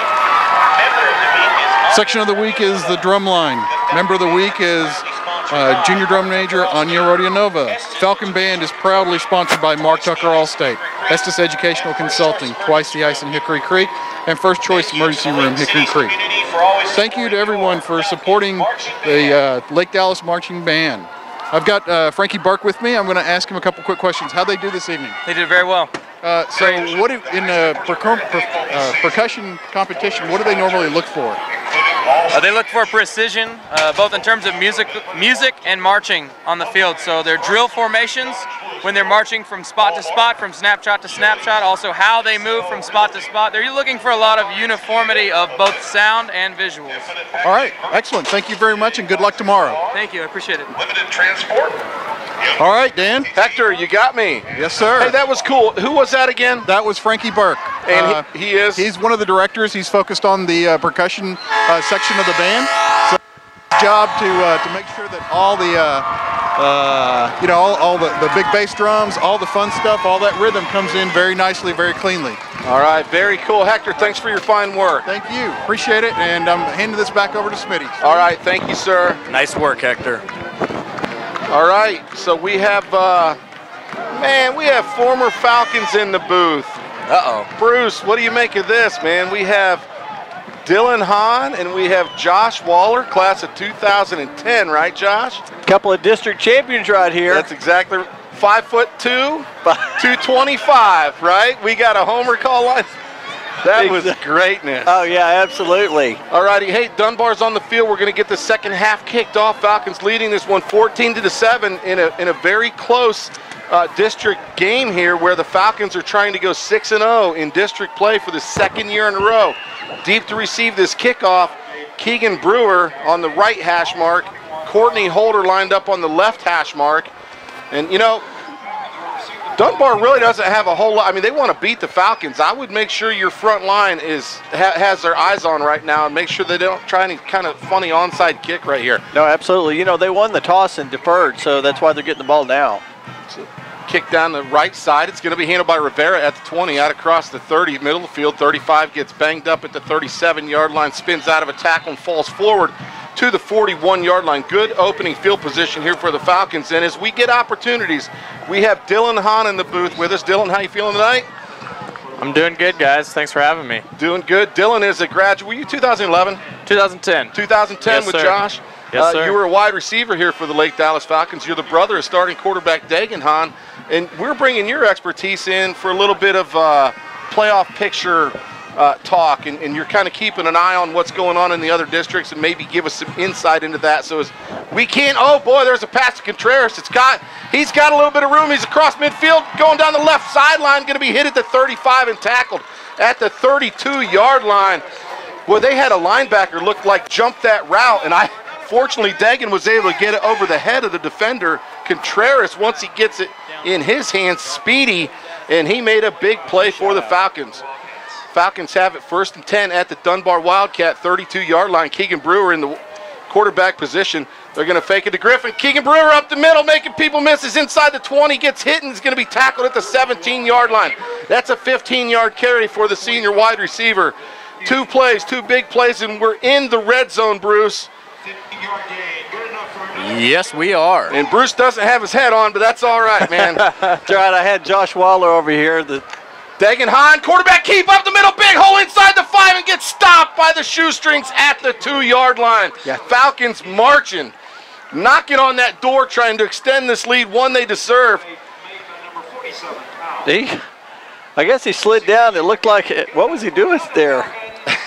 My gosh. He just barely got tackled by the shoestrings. Yeah, he got down to the 1-yard line. I thought he was going to score there. 1st and goal at the 2. Hahn up the middle, touchdown Falcons. No denying him. Man, that is so great to get that opening kick and just drive it right down their throat and really put a stamp on this one. Not to be denied. Wow. Yeah, absolutely. It went 3 plays, 57 yards for a touchdown. And we always talk about it coming out of the break. The most critical drive is that first drive of that 3rd quarter. Falcons go up 20-7, getting ready to be 21-7. So Apeyez on for the extra point try. Again, the holder is Chris Slater. We have a lot of movement, and there's flags on the play. I wonder if the defense forced the offense to move, because I thought I saw early movement from the defense. What do you think, Smits? That's exactly what happened, if that can be called.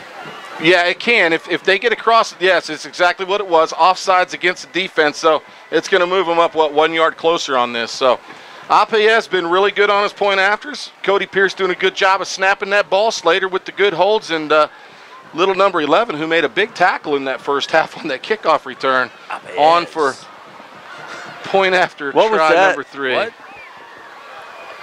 Apeyez. And now again, flags and whistles before the play. The Falcons have 2 men on the left side of the line, and now we get the false start. They always move backwards. I didn't see who moved, though. The 2 people who move back and drop back off the line, that's designed, and they do it every time on the point after. This time I'm not exactly sure who jumped. Did you see any movement in the middle? I did not. Okay. So if you watch Biggerstaff and Garrett Hunt there on the left side, they'll usually drop back, get off the line. There you go. That usually gets a few people jumping. Now Apeyez from the 15. It's up, and it is good. So with 11:06, Falcons leading 21-7.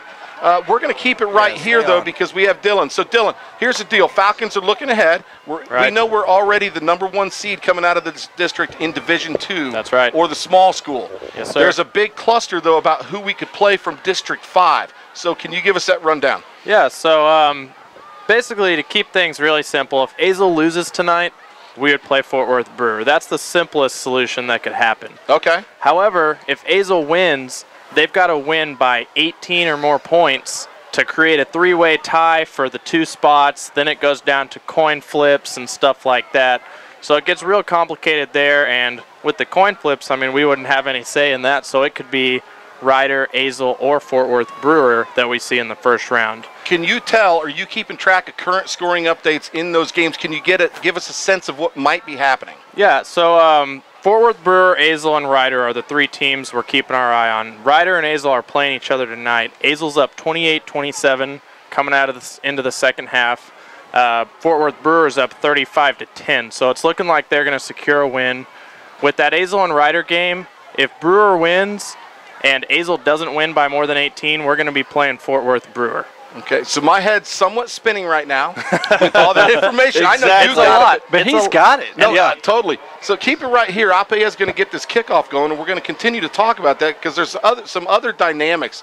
Low line drive kick, handle on the right side. Boy, it's number 4, Wilson. He's across the 45, gets banged by Papard at midfield and driven out of bounds at the Falcon 49-yard line. Boy, that ball got down there a little too quick, and the coverage just wasn't there. So we're looking at a possible matchup with Brewer, more than likely, you're saying? That would be my guess. If the scores hold up the way things are going tonight, it'll be Fort Worth Brewer in the first round out in Justin on Friday. Yeah, and I was going to say site, time, location's already determined at Justin Northwest, which is a nice one for the Falcons because not a whole lot of travel close to home. We're familiar with that stadium as we played there a few times before, correct? That's right. Okay, cool. So 1st and 10 now for Dunbar. They have it in Falcon territory at the 49-yard line. And again, there's been switching quarterbacks. It looks like Nakia Cox back there. They fake the jet sweep to Kenny. Cox going to take it up the middle inside the 45, gets stood up at the 44-yard line, and a number of Falcons just going to be there to not let him go any further. They're going to give him the 43-yard line. It's a gain of 6. Yeah, tackled by a flock of Falcons. A flock of Falcons. Flock of flying Falcons. So, as it stands right now, we're looking at Brewer next Friday night at Justin Northwest. The other interesting thing about these playoffs is if we get past this first-round game, we will then meet up with the a team from the, what is it, District 8? 8-5A. District 8-5A. And the question mark there, you got to remember, Aledo comes out of that district. So now Cox going to try to go left side. Courtney Holder. Oh, the ball's on the ground, and it's jumped on by Crosley. It's a gain of 1, but man, Courtney Holder can run down a ball carrier. Yeah, that is fun to see. Yeah, a great pursuit by Courtney Holder. He's been there all night long. And we have an injury timeout as Cox was shaken up on that play, so as all the trainers head out to the field. Again, we're going to continue with Dylan Hahn. That's the quarterback. Yeah, exactly, Nakia Cox. I was getting to the point where we're going to match up in the second round with a team from District 8, 5A. Aledo's in that district. Anybody who knows anything about Texas high school football, Aledo is just a powerhouse and usually threatening for state championships. So, if Everman beats Burleson tonight, that's right, Aledo will move into Division I or the big school side of the play where the Falcons would never match up with them. Exactly. What's that game shaping up like tonight? So, it's coming out of the first half right now. Everman's up 30-21. And that's good for us. That's great for us because not that I don't think we can't compete with Aledo, but you'd rather just avoid that chance, you know? Yeah, obviously it's fun to beat the big dogs, but if you don't have to run into that powerhouse, I mean, that certainly eases your path through the playoffs if you get that far. Quarterback takes it right side, takes it to the 40. It's 1 yard shy of the first down marker. It's going to bring up 4th and 1 and certainly 4-down territory here for the Wildcats, Bruce. Yeah, it looks like somebody's shaking up on Anderson. Oh, boy, that's big for the Falcons. In comes big play Bennett. It looks like the official's actually going to call a little injury timeout to give Anderson time to get off the field. And he is hobbling, and he can't be feeling good, man. Wow. So here's a big play. Falcons leading 21-7. It's 4th down and 1. I'm getting into an athletic stance right now, Bruce. Exactly. Just to call this play. Are you kidding me? You look at me and you're thinking you don't have any athleticism. What exactly does that mean? Boy, they're loading up here. 2 tight ends. He's Cooper not going to keep through. it. Is he going to get there? It looks like he dives forward. It depends on the spot, and I think they're going to give it to him by about a half a foot, Bruce. Ben Williamson. That's really close. Cox was there. Wow. So Garrett Hunt was there. They're going to have to measure. His is awful close. Oh, boy. It looks like it might be short. No, I think it is short. And to tell you the truth, I got caught up with the down marker. That's going to be short. They're going to miss it by about a half a foot. Yeah. Bringing out the chains. I mean, I was looking at the 40-yard line as the first down. That's going to be a turnover on downs for the Falcons. Go ahead and send that Dunbar defense back out here, and let's wait for the Falcons to just pour it on right now. I mean, you got Williamson, you got Biggerstaff, you got Hunt, you got Trailer. Hey, no, not this time. Not this defensive line. Third time in this ballgame, the Falcon defense have forced a turnover on down. So good job. We've talked about them playing big. And now the Falcon offense out there looking to extend this lead. So to recap right now, the way it stands, we're looking at a possible matchup with Brewer more than likely. That's right. And the other caveat moving into the week 2 is the fact that Aledo may not be in our division. Right. If everything keeps holding up the way it's gone tonight, we'll avoid Aledo altogether. Oh, here's a halfback pass. It's a wide open Tristan Bowen at the 30 from Brendan Contreras. Bowen down the left side, 10, 5, touchdown Falcons. Unbelievable. They gave it to Contreras on the jet sweep, and the lefty delivers a strike to Tristan Bowen, who was wide open. Now we're blowing this thing open. What a play call. Gotta love that. Wow. That's exciting, man. I mean, is your heart ticking? Oh, yeah, absolutely. Josh Waller, man, you can nod your head, but that's fun to watch, isn't it? Josh Waller wore number 11 for the Falcons, a graduate of 2010. And we're going to hear a play that Bruce called when Josh intercepted a big pass against Denton Ryan a few years ago to seal a victory.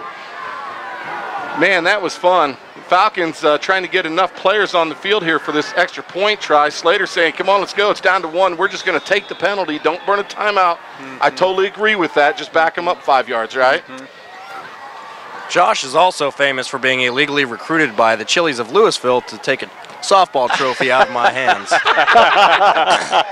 Is this true? Or is this just sour grapes, Smitty? Is that true, Josh Waller? Said you're guilty of being illegally recruited to get a Chili softball championship. And now Apeyez going to kick this one from the 15 for the extra point. He's agreeing with you, again, Smitty. Apeyez is good. 8:54 left to go here in the third quarter. It's Falcons 28, Wildcats 7. Yeah, these two guys were part of one of the greatest teams we've had in Falcon Field. Line it up. We have a homer call of the week. Do you mind playing that, Fab? Do you think we have time for it? Here we go. Wow. First down and 10 for Denton Ryan. Scotty Young is in the shotgun. He's got Alexander in the backfield. 3-man rush. Oh! Intercepted Josh Waller! Josh Waller! Unbelievable! Josh Waller! Oh, yeah! Oh, my, Josh Waller! The senior linebacker, 5'10", 225 pounds, comes up with an amazing interception, and the Lake Dallas Falcons will take over with a minute 4 left in this football game. They're going to win this football game. Oh, unbelievable. Denton Ryan Stadium is empty. Oh, I've never seen my. people run out of the stadium so fast. That is classic audio, man. And anybody who's local, the Ticket, the sports radio show, they have a deal called Homer Call of the Week where they have all these submissions and they play these Homer calls. Bruce, you and Tracy took it to the Super Bowl that year. Yeah, that was so much fun. I'll tell you what set that up. The Falcons, that was a big game between Denton and Ryan. They were 7-0 after that game, getting ready to play Denton Geyer. That was a huge win for Lake Dallas. Keegan Brewer kicks that ball out of bounds. It's going to be a penalty against the Falcons. The Wildcats going to set up shop, I believe, out at the 35-yard line after the penalty. But that was great. And Josh Waller, you were right in the middle of that. So, man, you want the head foot? Come on, Josh. Yeah, come on, Josh. Right. Don't be afraid, man. Talk about that play. Talk about the play? You intercepted the pass. How'd it feel, man? A rush of energy, pretty much. I watched the film after of me running around with just jumping up and down. I wasn't even jumping that high at the time because it was about 30 more pounds than I am now. But it was a rush, an adrenaline rush, and I just remember stepping back and realizing that the play earlier in the game, they ran that play, and I just took a Drew nailed the guy, and then I just took the ball. So. Man, that was fun times. Those were huge matchups, man. When Lake Dallas was in that district with the local foes, Geyer right down the road, Denton Ryan. I mean, those are football powerhouses. Of course, you know, you guys played against Cole Beasley over there at Little Elm. You know, I mean, you guys had a lot of good matchups with a lot of talented players. So that was fun for me to watch, I got to tell you. It hurt. I'll tell you that. Those guys were big, and they definitely hit really hard. So. Keegan Brewer now going to kick off from the 35, and that ball also goes out of bounds, but it gets caught, and the receiver catches it, goes out of bounds. That's an interesting call. The ref does drop the flag, and the Falcons certainly trying to kick this ball and pin him up against the sideline and try to avoid the big return. But right now, we're just keep backing ourselves up 5 yards at a time. And interesting, this coach is saying we're not going to take the penalty in the yards. We're just going to make them kick off. They're trying to get something set up. Right. I mean, I can't blame them. They're down 28-7. Their offense hasn't done a ton, so maybe try the big play. Yeah, sure. Try to make something happen. So now Keegan Brewer going to kick this ball off from the 30, and I think the Brewers in there to kick off because the last time APS made that kickoff, it was a low-line driver, resulted in that big return out past midfield. Now Brewer going to go ahead and put it in the center of the field. He's been kicking off from the left hash mark, so he's going to try a new strategy. Their deep man is on the far right of the field at the hash mark at his 10-yard line. So now let's see. Brewer kicking from the center. It's a low-line driver down the center of the field, lands at 25, takes a bounce to the 25, and now it's going to be returned out across the 30 and to the 33. That worked out pretty good. It looks like he was tripped up by Courtney Holder and finished off by Daniel Rivera. So it actually worked out pretty good being 10 yards back. Man, we got a Waller train coming in here. Logan Waller, your son. Logan played on that team. Yes, he did. Of course, Logan also a sure-handed tackler. Number 5 for the Falcons. He was a linebacker. And absolutely. One thing I remember about Logan Waller, he never missed a tackle. In your career, is that true, Logan? He's getting away. He don't want to be on this thing, does he? He's trying to hide over there. In your career, you never missed a tackle. I'm telling you, Smitty, I don't think Logan Waller ever missed a tackle, did he? I believe you. No, I remember that. Yeah, he was a very good tackler. What a stat. We were yeah. Hey, thanks a lot for being with us, Dylan. Really appreciate it. Yeah, hey, listen, keep an eye on those scores, and if you don't mind, can you come visit us in the fourth quarter? Absolutely, guys. I'll be right back up here. Thanks for having me. I'll keep you updated. Brother. Thanks, Dylan. Yeah. 1st and 10 now for the Wildcats. They give to Crosley, trying to go left side. Oh. Big Ben making the stop in the backfield. It's a 5-yard loss. Ben Williamson. My goodness, he puts pressure. If we go up by more than 28 points, can we just put that call on a loop for the rest of the game? Yes. I have not heard that call in a long time. Oh, my gosh, that's so funny. That was so funny. Your brother Joe went and captured the audio, sent it into the ticket, man, and it grew some legs, didn't it? Exactly. The greatest part is you're still screaming, and Tracy's like, yep, and there he is. Denton Ryan football field, just about empty now. Falcons with this 3-man rush now, putting an extra defender in there in the nickel packages. Dunbar going to be forced to throw this ball around. Quarterback Cox looking to his left. He's going to fire down the left sideline. It's out of bounds, incomplete, intended for Devontae Kinney. We have a flag in the backfield. I'm not sure what it's about. Hopefully our defender didn't get a piece of that face mask, which is kind of what it looked like, didn't it? Yeah. What? No, Williamson, he actually was made great pursuit, but he looked like he over pursued a little bit. I didn't know if he grabbed him or not. Personal foul face mask. They're all calling it. Personal foul, face mask. You know, does that referee look like he goes personal foul, like a holding call? Is that what it looked like, and then face mask? Yes. He looks confused at best. I mean, he's more confused than me. Where did he get that's his a training? stretch. How would Cousin Cade say more confused than? What type of analogy would he There use? is no telling what that guy was saying. 1st and 10 now for Dunbar after the penalty at their own 43-yard line. Now the Falcons have 4 men with their hand on the ground. Little option play to the right side. They pitch it out to Crosley. Now he's going to try to cut it back left side. He's got a hole. He's out across midfield and gets tackled by Kobe Boyce. Falls forward to the Falcon 48. It's a 9-yard gain. That was a nice run. I mean, he just cut back, and the defense was pursuing one way. Nice job by the running back. Crosley not big. He comes in as the team's 2nd leading rusher. 5'6", 155 pounds. Just quick, really quick, and has pretty good vision. 2nd down and 1 at the Falcon 48-yard line. Falcons leading this one with 7.5 minutes left to go in the 3rd quarter. They faked the Crosley. Cox going to keep it himself. Man, he's hobbling. He pulled a hamstring on that play, and he gets tackled at the 45 by Little Pep. Man, he just kind of came up lame. A classic look of somebody who just pulled a hammy, wouldn't you say? Yeah, he was just running quarterback sweep, and he's about 5 yards into it. Yeah, he did. He stayed on it, didn't he? He was a trooper. And he's looking at it. Yeah, he's staying on the field. Wow. Yeah, it's a 3-yard gain to the Falcon 45 and a first down for Dunbar. Falcons. This is dangerous. Dunbar now with 194 yards of offense on the game. Falcons over the 300-yard mark. Falcons come in averaging 395. First and 10, man in motion. It's Kinney. They're going to give it to him on the jet sweep. He's going left side. He's inside the 40.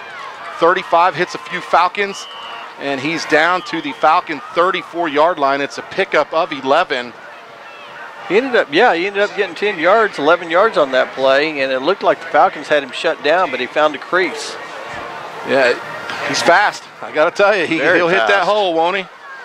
Very fast. Yeah, just looking at the time of possession, still very lopsided, 19 minutes to 7. Real quick after this play, remind me, don't forget Falcons have a fundraiser coming up on November 16th at Chipotle in Flower Mound. Flower Mondo. And I'll give you all the details here after this play. It's first and 10 again. They motion Kinney. This time Cox going to keep it himself. Jake Papard gets in the backfield for the first hit, and Cox stopped for no gain on the play, maybe a loss of 1.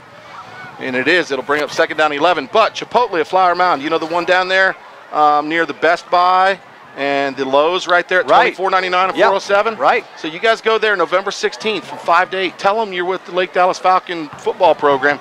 They're going to donate 50% of all the proceeds to the quarterback club. That's a big number. Love the chicken bowl. Yeah, exactly. I'll take me a burrito bowl. Yes, sir.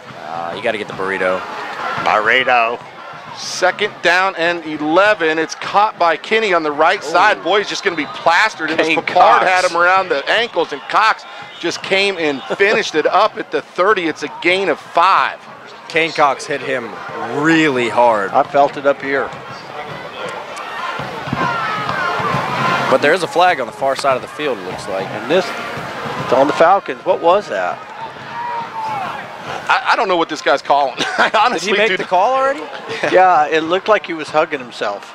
It did. It was against the Falcon defense, so they're going to mark it off, and it's probably going to be an automatic first down. They're moving the sticks. Here we go. That's personal foul if it's going to be 15 yards. He does not. What was it? Let people know what's going on.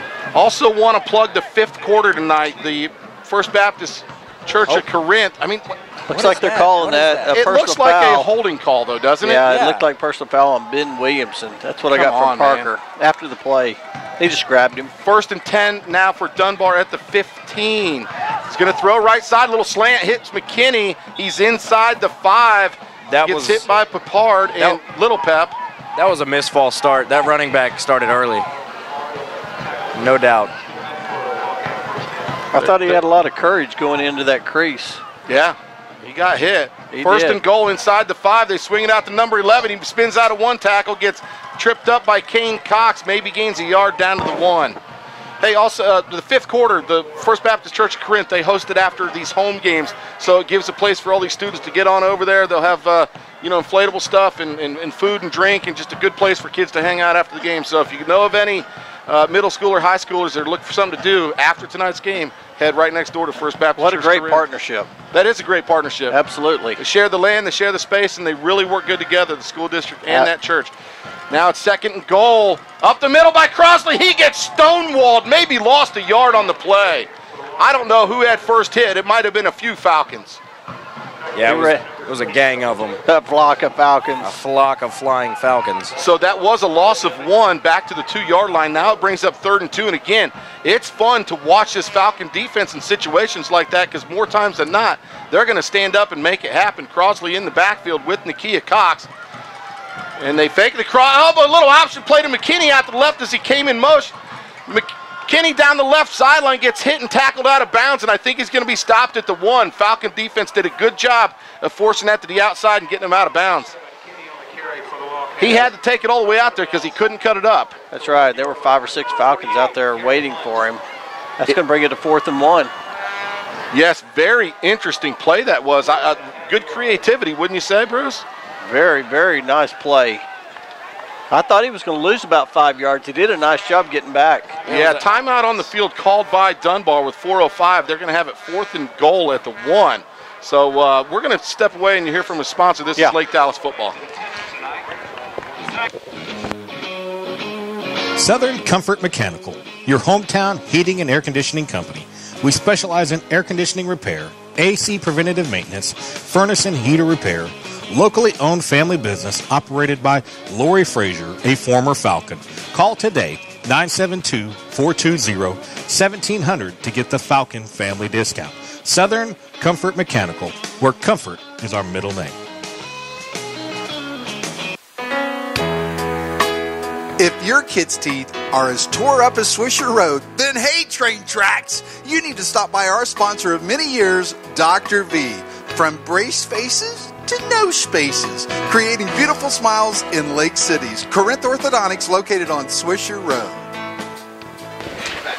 All righty, guys, this is a big play. Falcons leading Dunbar by a score of 28-7. Dunbar has it 4th and goal in the shadows of that south end zone goalpost. The helmet crew have a great seat. Boy, helmet crew, come on, man. Let's hear it. Let's get big and let that defense stop them.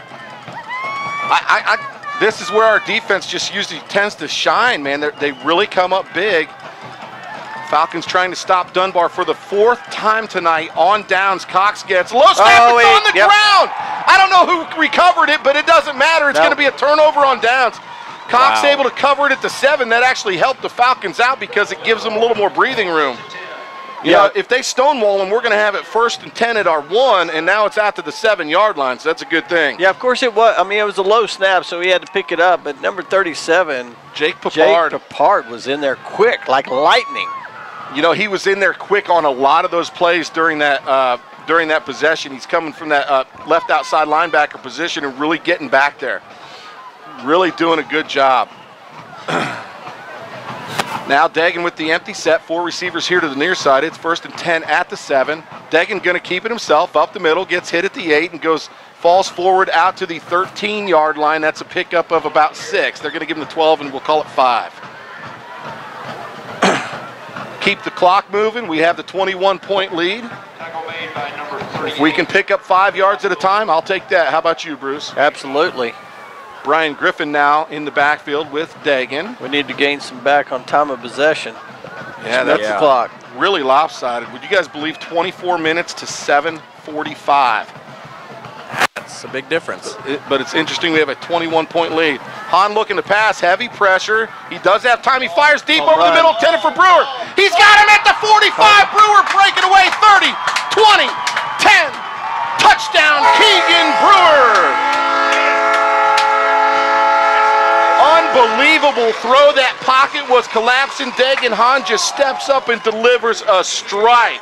In stride. That was absolutely a thing of beauty. Absolutely. That was an incredible throw and catch, but I'll tell you, he got great protection from Ajira, of course, Pierce and Stanley, Puckett, and, of course, Caden Head. Wow. Nice job. That very well may be the longest touchdown pass in Lake Dallas history. Yeah, I don't know about that. Apeyes on for the point after try. We got 2 plays, 93 yards.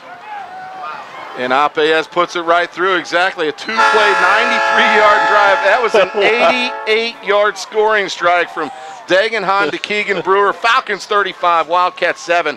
You're listening to Lake Dallas Football on the Quarterback Club broadcast. Wow. That was incredible. Me llamo Hermano Van, y yo soy estúpido y loco. I don't know what I just said, but thanks to El Chico in Flower Mound, located at 407 and Morris Road, for being a Lake Dallas Falcons sponsor. El Chico, a true Mexican food tradition since 1940. Más enchiladas, por favor, señorito. Do you have a sweet tooth, Falcon fans? Well, Sugar Queen Cupcakes is the place for you. A shop on Main Street in Lake Dallas, their delicious cupcakes are a great treat for birthday parties, corporate events, PTA meetings, school functions, and more. With anything from a red velvet cupcake with cream cheese frosting to a classic chocolate cupcake, the choice is yours. They can even create a unique display just for you. What are you waiting for? Stop by Sugar Queen Cupcakes, the official cupcake of Texas, today. Stand your back. Bruce. Bruce, you just mentioned that's the Falcons' 21-0 lead here in the third quarter to really break this thing open. It was a 14-7 game at halftime, and Lake Dallas is basically doing what Smitty was talking about it earlier. They're breaking their will at this point, aren't they? Absolutely. I mean, they're doing what they need to do on defense, and then offense. They're just, I mean, what was that, a 2-play, 93-yard scoring drive? Yeah, and Smitty, there's not a whole lot of room that they could be a whole lot longer. I mean, that was an 88-yard scoring strike. But that's what I was thinking. Yeah, I just know the Falcons with receivers like Alvin Blackman in the past and some big play receivers, Tyler McGee.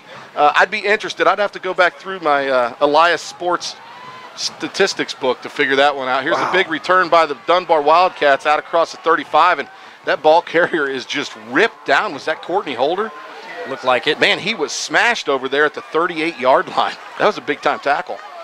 You know, I hadn't heard some of those names in a while. They've had some great receivers here at Lake Dallas over the years. I mean, Joey Knight, you know. You Joey think about, Knight, yeah. You know who might have been one of the best wide receivers but he played quarterback, was Dalen Williams. Dalen Williams, the year Frank, yep, absolutely. As a matter of fact, that homer call was the year Dalen Williams was playing receiver. Yeah, he was a sophomore, played receiver. And then his senior year, he was a quarterback. But I remember as a sophomore, man, his hands and his routes. Incredible. And the way he could just, I don't know, he was very, very fun to watch. He just broke the Ivy League passing record at Dartmouth just a few weeks ago. That's right. Last week. Little misdirection. Crossley gets it, tries to go left side. He's going to be stopped at the line of scrimmage. Jacob Biggerstaff. Yep, Devontae Trailer, Kane Cox also in on that play. They do a nice job on the defensive front. Very impressive. So this third quarter opened. It was a 2-yard run by Dagan Hahn. Then it was a 60-yard pass from Brendan Contreras to Tristan Bowen. And then an 88-yard pass from Dagan Hahn to Keegan Brewer. Keegan Brewer's second touchdown of the evening, 17th on the season for the senior standout wide receiver. 2nd down and 10 for Dunbar at their own 38-yard line. Kia Cox looking left, under heavy pressure. Let's go down the left side. Boy, there's big-time pass interference by Kobe Boyce. He said, I'm not going to let Devontae Kinney catch it. I'm just going to tackle him before the ball gets there. He doesn't know what he did. What? You kidding me? What? You know what? Even I could see that there was enough handsiness on that play. I missed it the last time on that far sideline. That was an easy call. Another weird personal foul call by that referee. That's an easy call. I've given up trying to watch this referee. I know what just happened. I'm telling you, I've never seen a referee give hand. Watch this. Oh, there it is. That's correct. Okay. He's getting into his game. All right. But it wouldn't be fair for me to make fun of people because I know I screw this thing up about every week saying something stupid. Hey, well, you have the microphone. You have the power. Yeah, I do have the power. 1st and 10 at the Falcon 47 for Dunbar. 2 minutes left to go here in the third quarter. Crosley tries to take it up the middle and runs into a brick wall named Jacob Biggerstaff. Wow, he bounced off him and Damian Hyde and went nowhere. That's a loss of 1, maybe 2. Absolutely, and I think he had a lineman in there too on his own team. Just ran into a brick wall. After this play, I want to give a few shout-outs to some people who are kind of making it happen for the Lake Dallas football team in the way of sponsoring these spaghetti dinners and breakfasts that the kids do every Thursday night and Friday morning. Takes a village, doesn't it? No doubt. 2nd and 12 now at the 49-yard line. Cox looking to his right, going to throw a fade down the right side. He's got a receiver at the 20. It's incomplete. Little Pep came in and knocked the ball away. Nice job by Papard because that should have been caught. It should have, no doubt.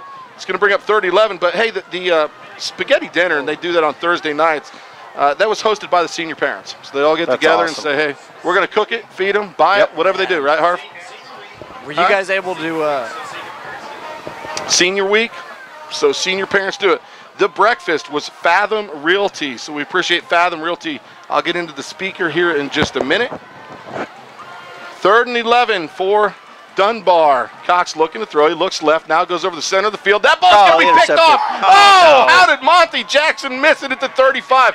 He wanted the run before he had it, am I right? He saw the touchdown. Yeah, no doubt. Wow, he should have had his 2nd interception of the game. Just playing center field, right? Yeah, that's exactly what happened. So the speaker at today's breakfast was a former NBA player by the name of Tom Copa.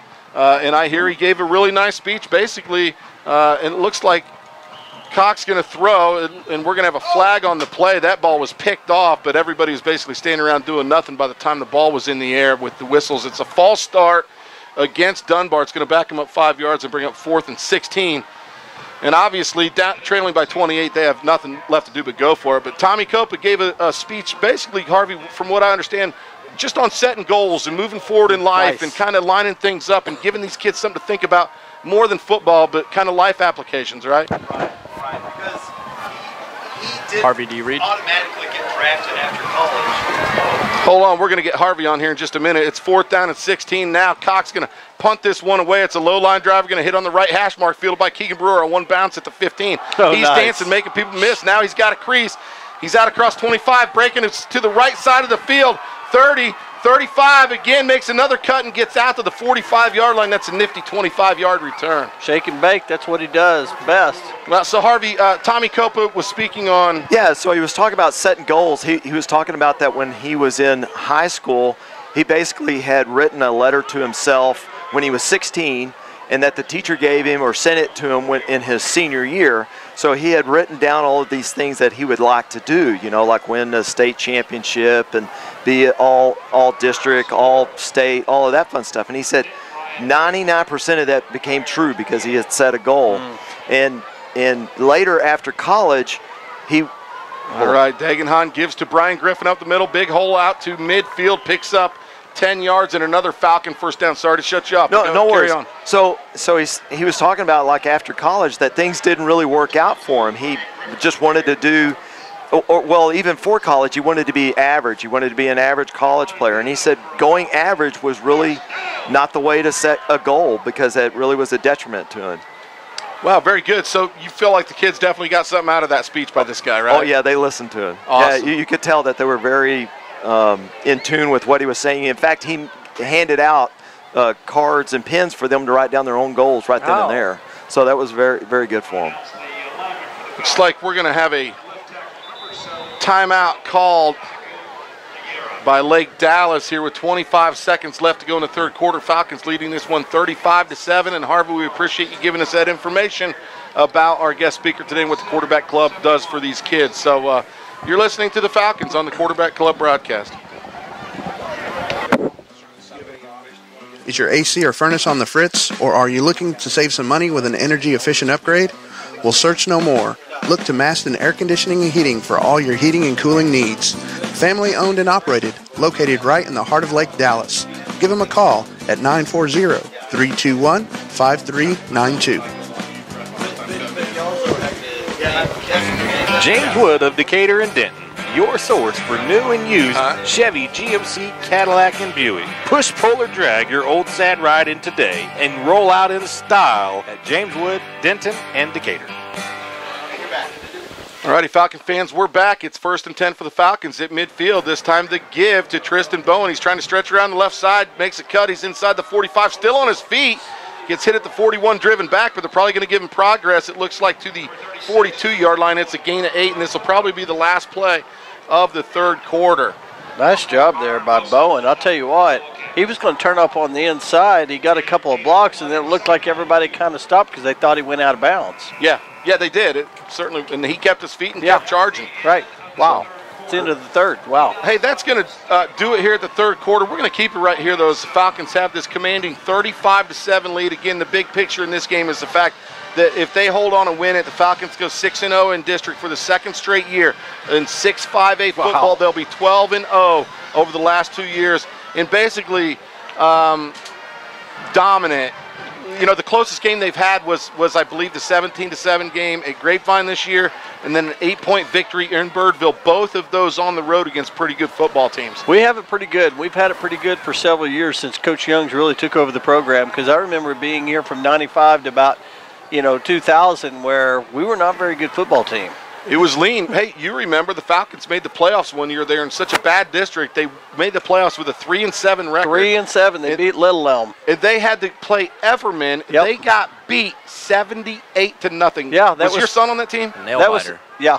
That was the reward on that team. That was the reward. He was a junior that year. 2nd and 2, they give to Bowen. He makes a spin move, and inside the 40 for another Falcon first down. Good to see Tristan Moody, Chris Slater, and Travis Guevara on the field as Falcon wide receivers. Yeah, you were talking about the breakfast earlier. Man, I'll tell you, there are so many. It just takes so many volunteers to make those breakfasts and spaghetti dinners and everything go in this program. And I just remember being part of the quarterback club, just all the people that you need. I mean, teamwork makes the dream work.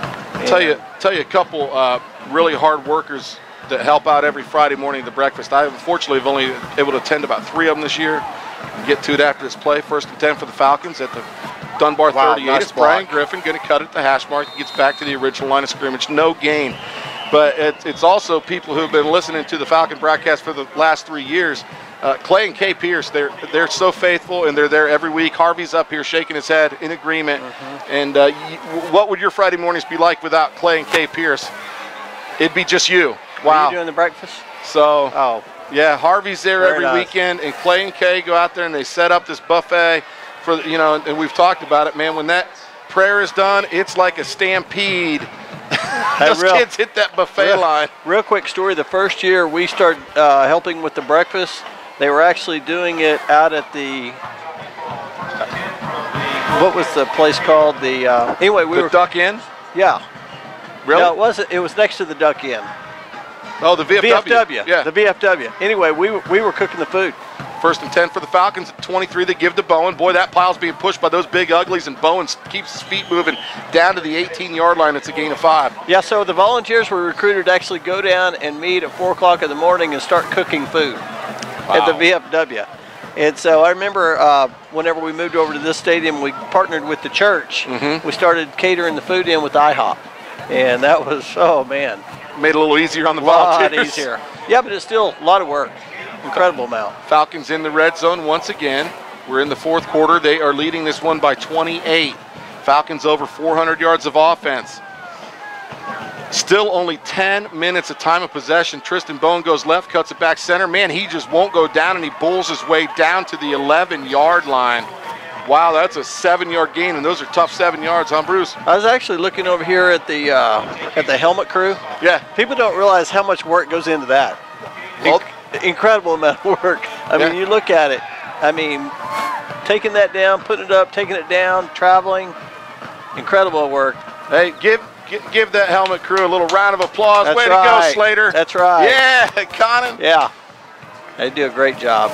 Conan's done a nice job. His leadership's been great.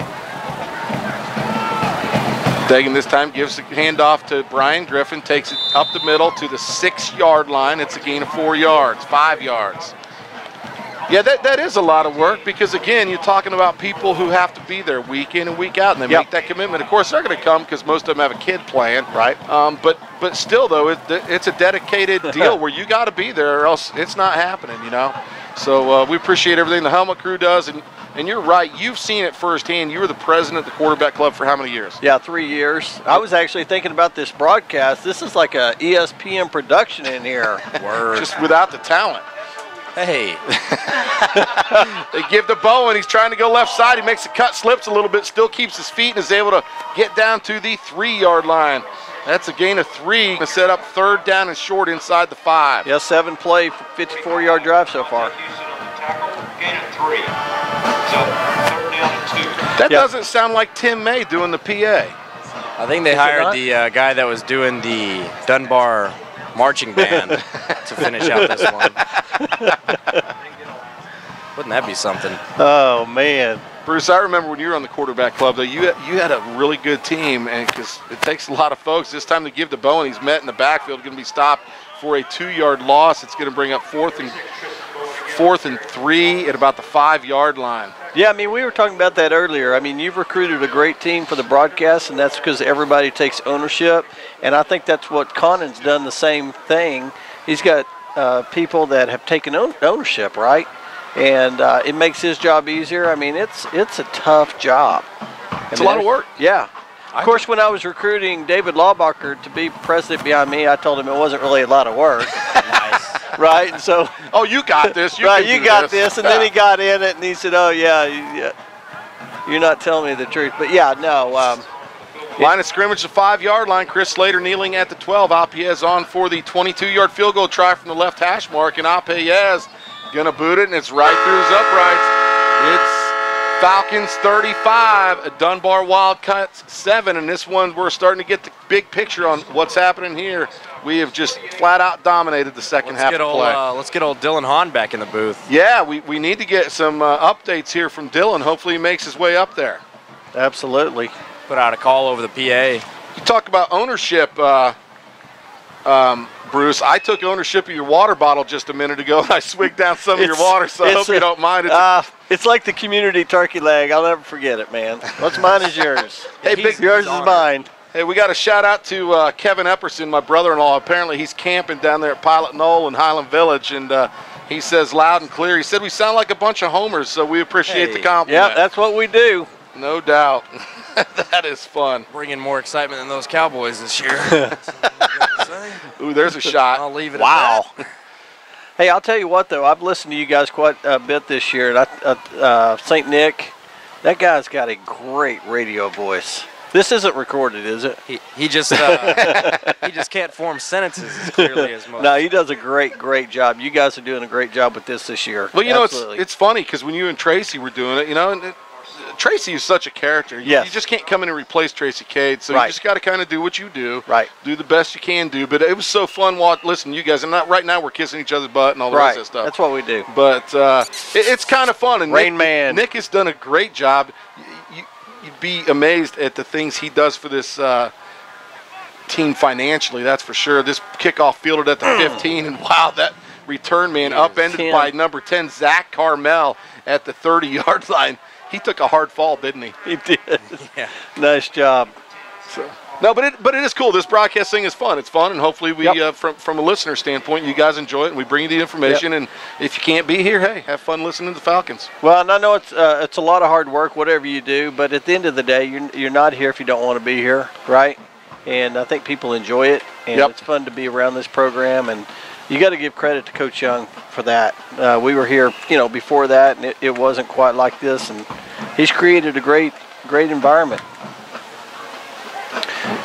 Mentioning, being around here, wanting to be here. I know I talked to Parker at halftime after the halftime show. It's 1st and 10 for the Wildcats. Cocked in the throw, right side, has his receiver. It's number 4, Brian Wilson. Reverses field. Now he's out across the 40. Kobe Boyce tries to get him at the 45. Nothing doing. And Wilson takes it into Falcon territory. Tackled by Machuca and Monte Jackson. Machuca, man, But you just said it though, wanting to be here. And Parker Webb is a senior. It's senior night. Parker got to walk across the field, be recognized for his golf commitment, and also his commitment to this quarterback club broadcast team as our stat man. This time, Kenny gets the reception left side, and he's bottled up and tackled quickly behind the line of scrimmage. Zach Russell and Kobe Boyce in on the stop. Well, I hope I can get some golf lessons from him, when he comes back. I've been wanting to get some from him. I just haven't taken him up on that. We've talked about it. He's a ringer. You need a guy for a scramble, he'll go low. Mm-hmm. It's a loss of 2. It brings up 2nd down and 12. Wildcats have it at the Falcon 47-yard line. Less than 7 minutes left to go in this contest. Falcons leading by 31 again, looking to go undefeated in district play. This time Crosley left side. Chaka and Jacob Schuster in on the tackle, along with Kane Cox for the Falcons. Hey, Dylan Hahn coming back up into the booth. So, Dylan, can you give us any updates on this playoff picture? And if we can just get this done in between plays, that'd be great. Yeah, absolutely. So Everman's actually up 44-28 right now, so things are looking pretty good in the fourth quarter. Nice. That we're going to be avoiding Aledo in the second round. Everything's still holding true in that first round, so it's looking like Fort Worth Brewer's going to be the opponent. Okay, and how much time is left in that Brewer game? Well, Brewer's up by about 40 right now, so the time in that one doesn't matter. Okay. We're looking at that Azel game, though. That's the game? Mm-hmm. Okay. So what's the big deal in the Azel game? So Azel, like we were saying earlier, they've got to win by 18 to make things complicated. They're down by 7 right now, so things aren't looking very good for them to make a 26-point turnaround here in the last Okay, so that's good to know. So it's really shaping up that it's going to be Lake Dallas versus Fort Worth Brewer next Friday night at Justin Northwest Stadium. That's right. It was Justin Northwest Stadium just south of the Texas Motor Speedway right there on 114. It's a place the Falcons have played in the past and had some success out there. Nakia Cox looking to throw over the middle. He's got his receiver at the 40, and Kane Cox going to wrestle him down by the ankle at the 42-yard line. It's a pickup of 7 yards. What is the press box food situation over there at Justin Northwest? They usually do a pretty good job. They have somebody making some hamburgers out there, and yeah, they loaded up, man. Drew's going to like it. Drew, our cameraman, he's always looking at the food situation too, Smitty. I think the last time, Dylan, when you guys played over there, you played Aledo. That's right. Actually, yeah, I played at the Justin Northwest Stadium against Aledo. Pretty tight game. We ended up losing, but it was a good game. 4th and 7. Cox goes over the middle, intercepted by Zach Russell at the 35. Zach out across the 40, going to be taken down at the 48-yard line, and that is a interception for the junior linebacker, getting a lot of action here tonight. Yeah, no doubt. 5'11", 170 pounds. He just set back in the zone and picked it off, and INT for the Falcons, up 38-7. Flags on the play is going to be a hold on the return, but that's a excellent job. You know, it would have been easy to bat that one down on 4th down, but hey, pick it off and see if you can't get it back out there. It actually looked like an illegal block in the back. Is that what it was? Return, but I'm just taking guesses right now, Smith. We don't know. Exactly. I'll tell you what, Falcons have actually come out and just dominated the second half. Playoff already. I do like Dylan saying stuff like Aledo's got to win by 18 and giving us the playoff picture. It feels like watching spreads on Sunday. Right. It's kind of fun. Oh, that's good stuff. Looks like Zach Bates out there on that offensive line for the Falcons. Garrett Albert, Spencer Frederickson in at quarterback. Good to see some of these depth players getting a little bit of action here on Friday night. Jet sweep. It looks like Tristan Moody has it coming around the right side. He's going to be out to the 25-yard line. Picks up 4, maybe 5 yards on the play. Excuse me, he didn't pick up anything. He got back to the original line of scrimmage. Hey, does your brother have any college offers right now, looking at him? Right now, he's still sitting at 0 offers. He's been in contact here with a few schools lately. We're hoping the good run in the playoffs thing. So, I mean, once you have half as many teams to look at, you got to start seeing more players. So hopefully if they can go, 3-4 rounds at least, that would help out a lot. Yeah, absolutely.